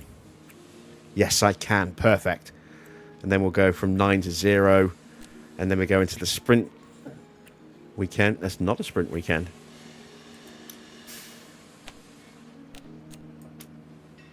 No sprint at Austria this year. And then 20% on that day, and we'll leave it like that. So that's our training plotted in.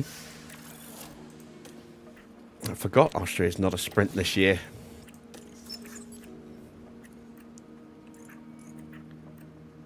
When is the next sprint? There we go. Spa is a sprint this year, because we've just had a sprint weekend at Spa.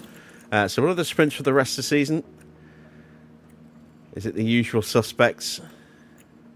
Kota, Brazil, and Qatar. Yes. So that's the only real change, and it would seem. And we are 11 days away, so we will advance some time. We've got some scout reports to have a look at. Report on Antonelli.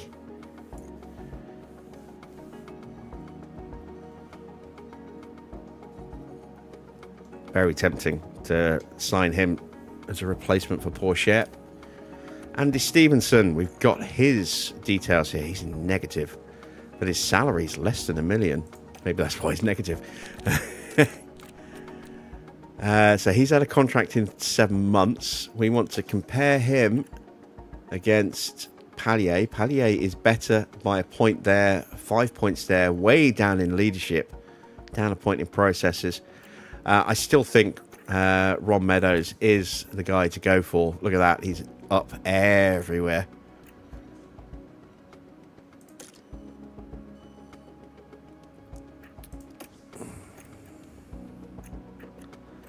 Let's make an approach.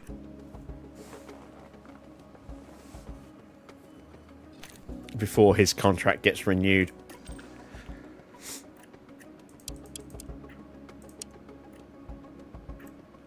Ooh, it's not looking good.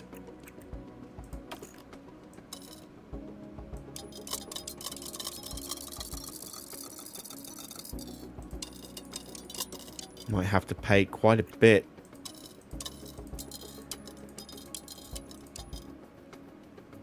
To get him. Oh, that's a lot.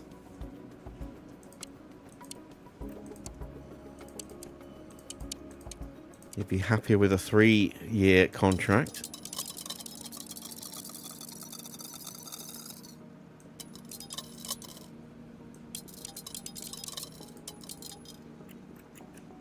$2 million is a lot, but it would give us a really good pit crew.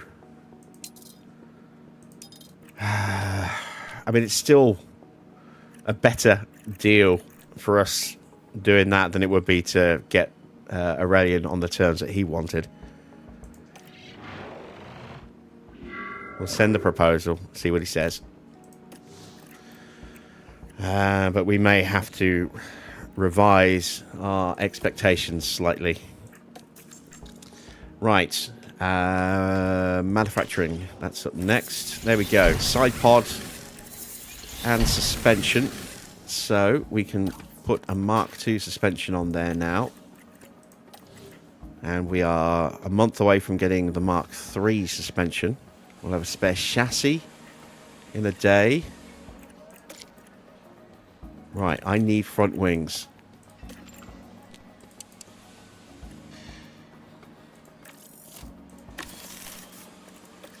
I could also do with rear wings, because I don't have any spares of those. Let's just make one. Actually, no, let's make two. I'm not going to be building a new rear wing anytime soon. That gives me 422,000. It's not enough to build another chassis, I don't think.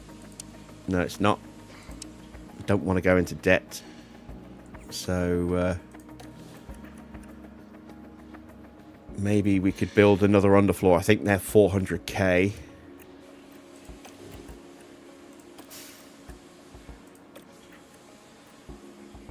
And that could replace the one that's just broken there.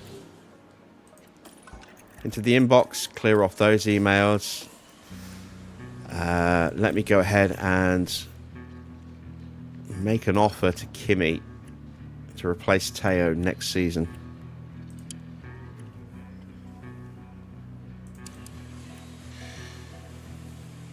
I don't think I'm going to be able to get him. I think he's going to want too much money.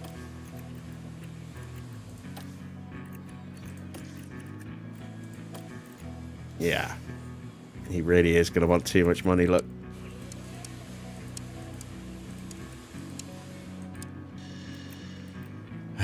Okay, so I can't afford Kimi.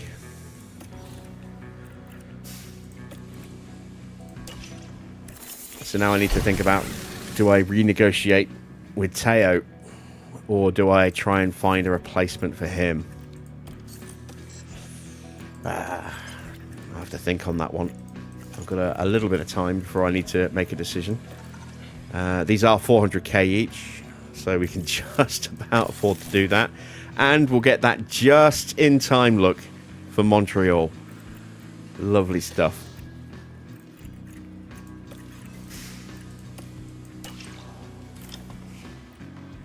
All right, we're a week away from Montreal, so we should have a weather forecast now. It's going to be a dry race. Hey, been a while. And there's a suspension simulator refurb complete. Speaking of facilities, let me... the factory is now needing a refurb. That's 2.8 mil. Ouch. Ouch, ouch, ouch.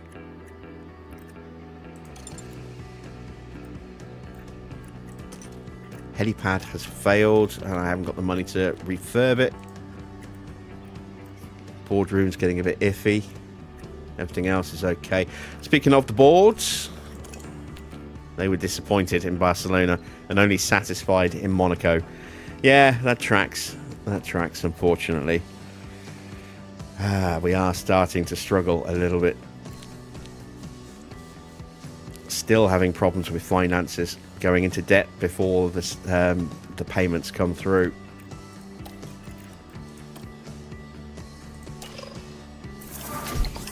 Q-Bird goes up by a rating point. Tuca goes up by a rating point as well. Very nice. We have a spare rear wing for both drivers. Happy days.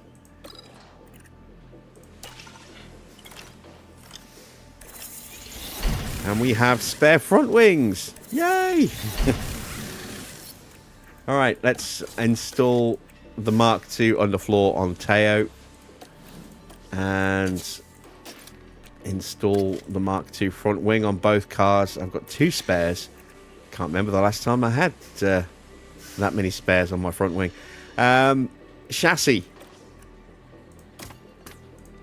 There we go, on both cars, the Mark III. So let's go to the warehouse and have a look. We've got two Mark III chassis, two Mark II front wings, two Mark II rear wings. They should both be on the same side pod. Yes, they are. Same underfloor. And the same suspension. So both cars, equal performance for the first time in a while. What does that performance look like going into Montreal? Not great. Again, horrendously off the pace. What is the average speed? The grid average speed is nearly 2 kilometers an hour faster than us. Ah! Oh, that's terrible. That is absolutely awful. It's no wonder we can't overtake anybody on the straights. Jesus. We're up on low speed against the average. We're down everywhere else on the car. Our tyre wear's not great against the average, down 6%. Oh, dear. Yeah, it's going to be a painful second half of the season as we try and desperately keep these two cars running as they are. Maybe throwing on the odd upgrade here and there and trying to get as prepped as we can for next season. Yeah, we are going to start getting even further behind, I think, this season. So it's not going to be fun when we hit the really fast tracks like Monza and Baku and Vegas and Spa. Oh dear. Right, that is it for tonight. I hope you have enjoyed tonight's race. If you have, a thumbs up would be much appreciated. If you are not yet subscribed, why not consider subscribing to the channel as well? It is free, won't cost you anything. And be sure to hit that bell for notifications on when the live stream starts and any other video content that gets dropped on the channel as well. Might not be any more videos for the rest of the week. I've got some stuff I've got to get taken care of this week, and I just might not have time to get the recording done. Live streams will not be affected, so I will be back at the usual time tomorrow of 8 PM for round 10 as we head to the Circuit Gilles Villeneuve in Canada. Until then, that's it from me. Thanks for watching. I am Jim Bob, and I'll be back with more F1 Manager very soon.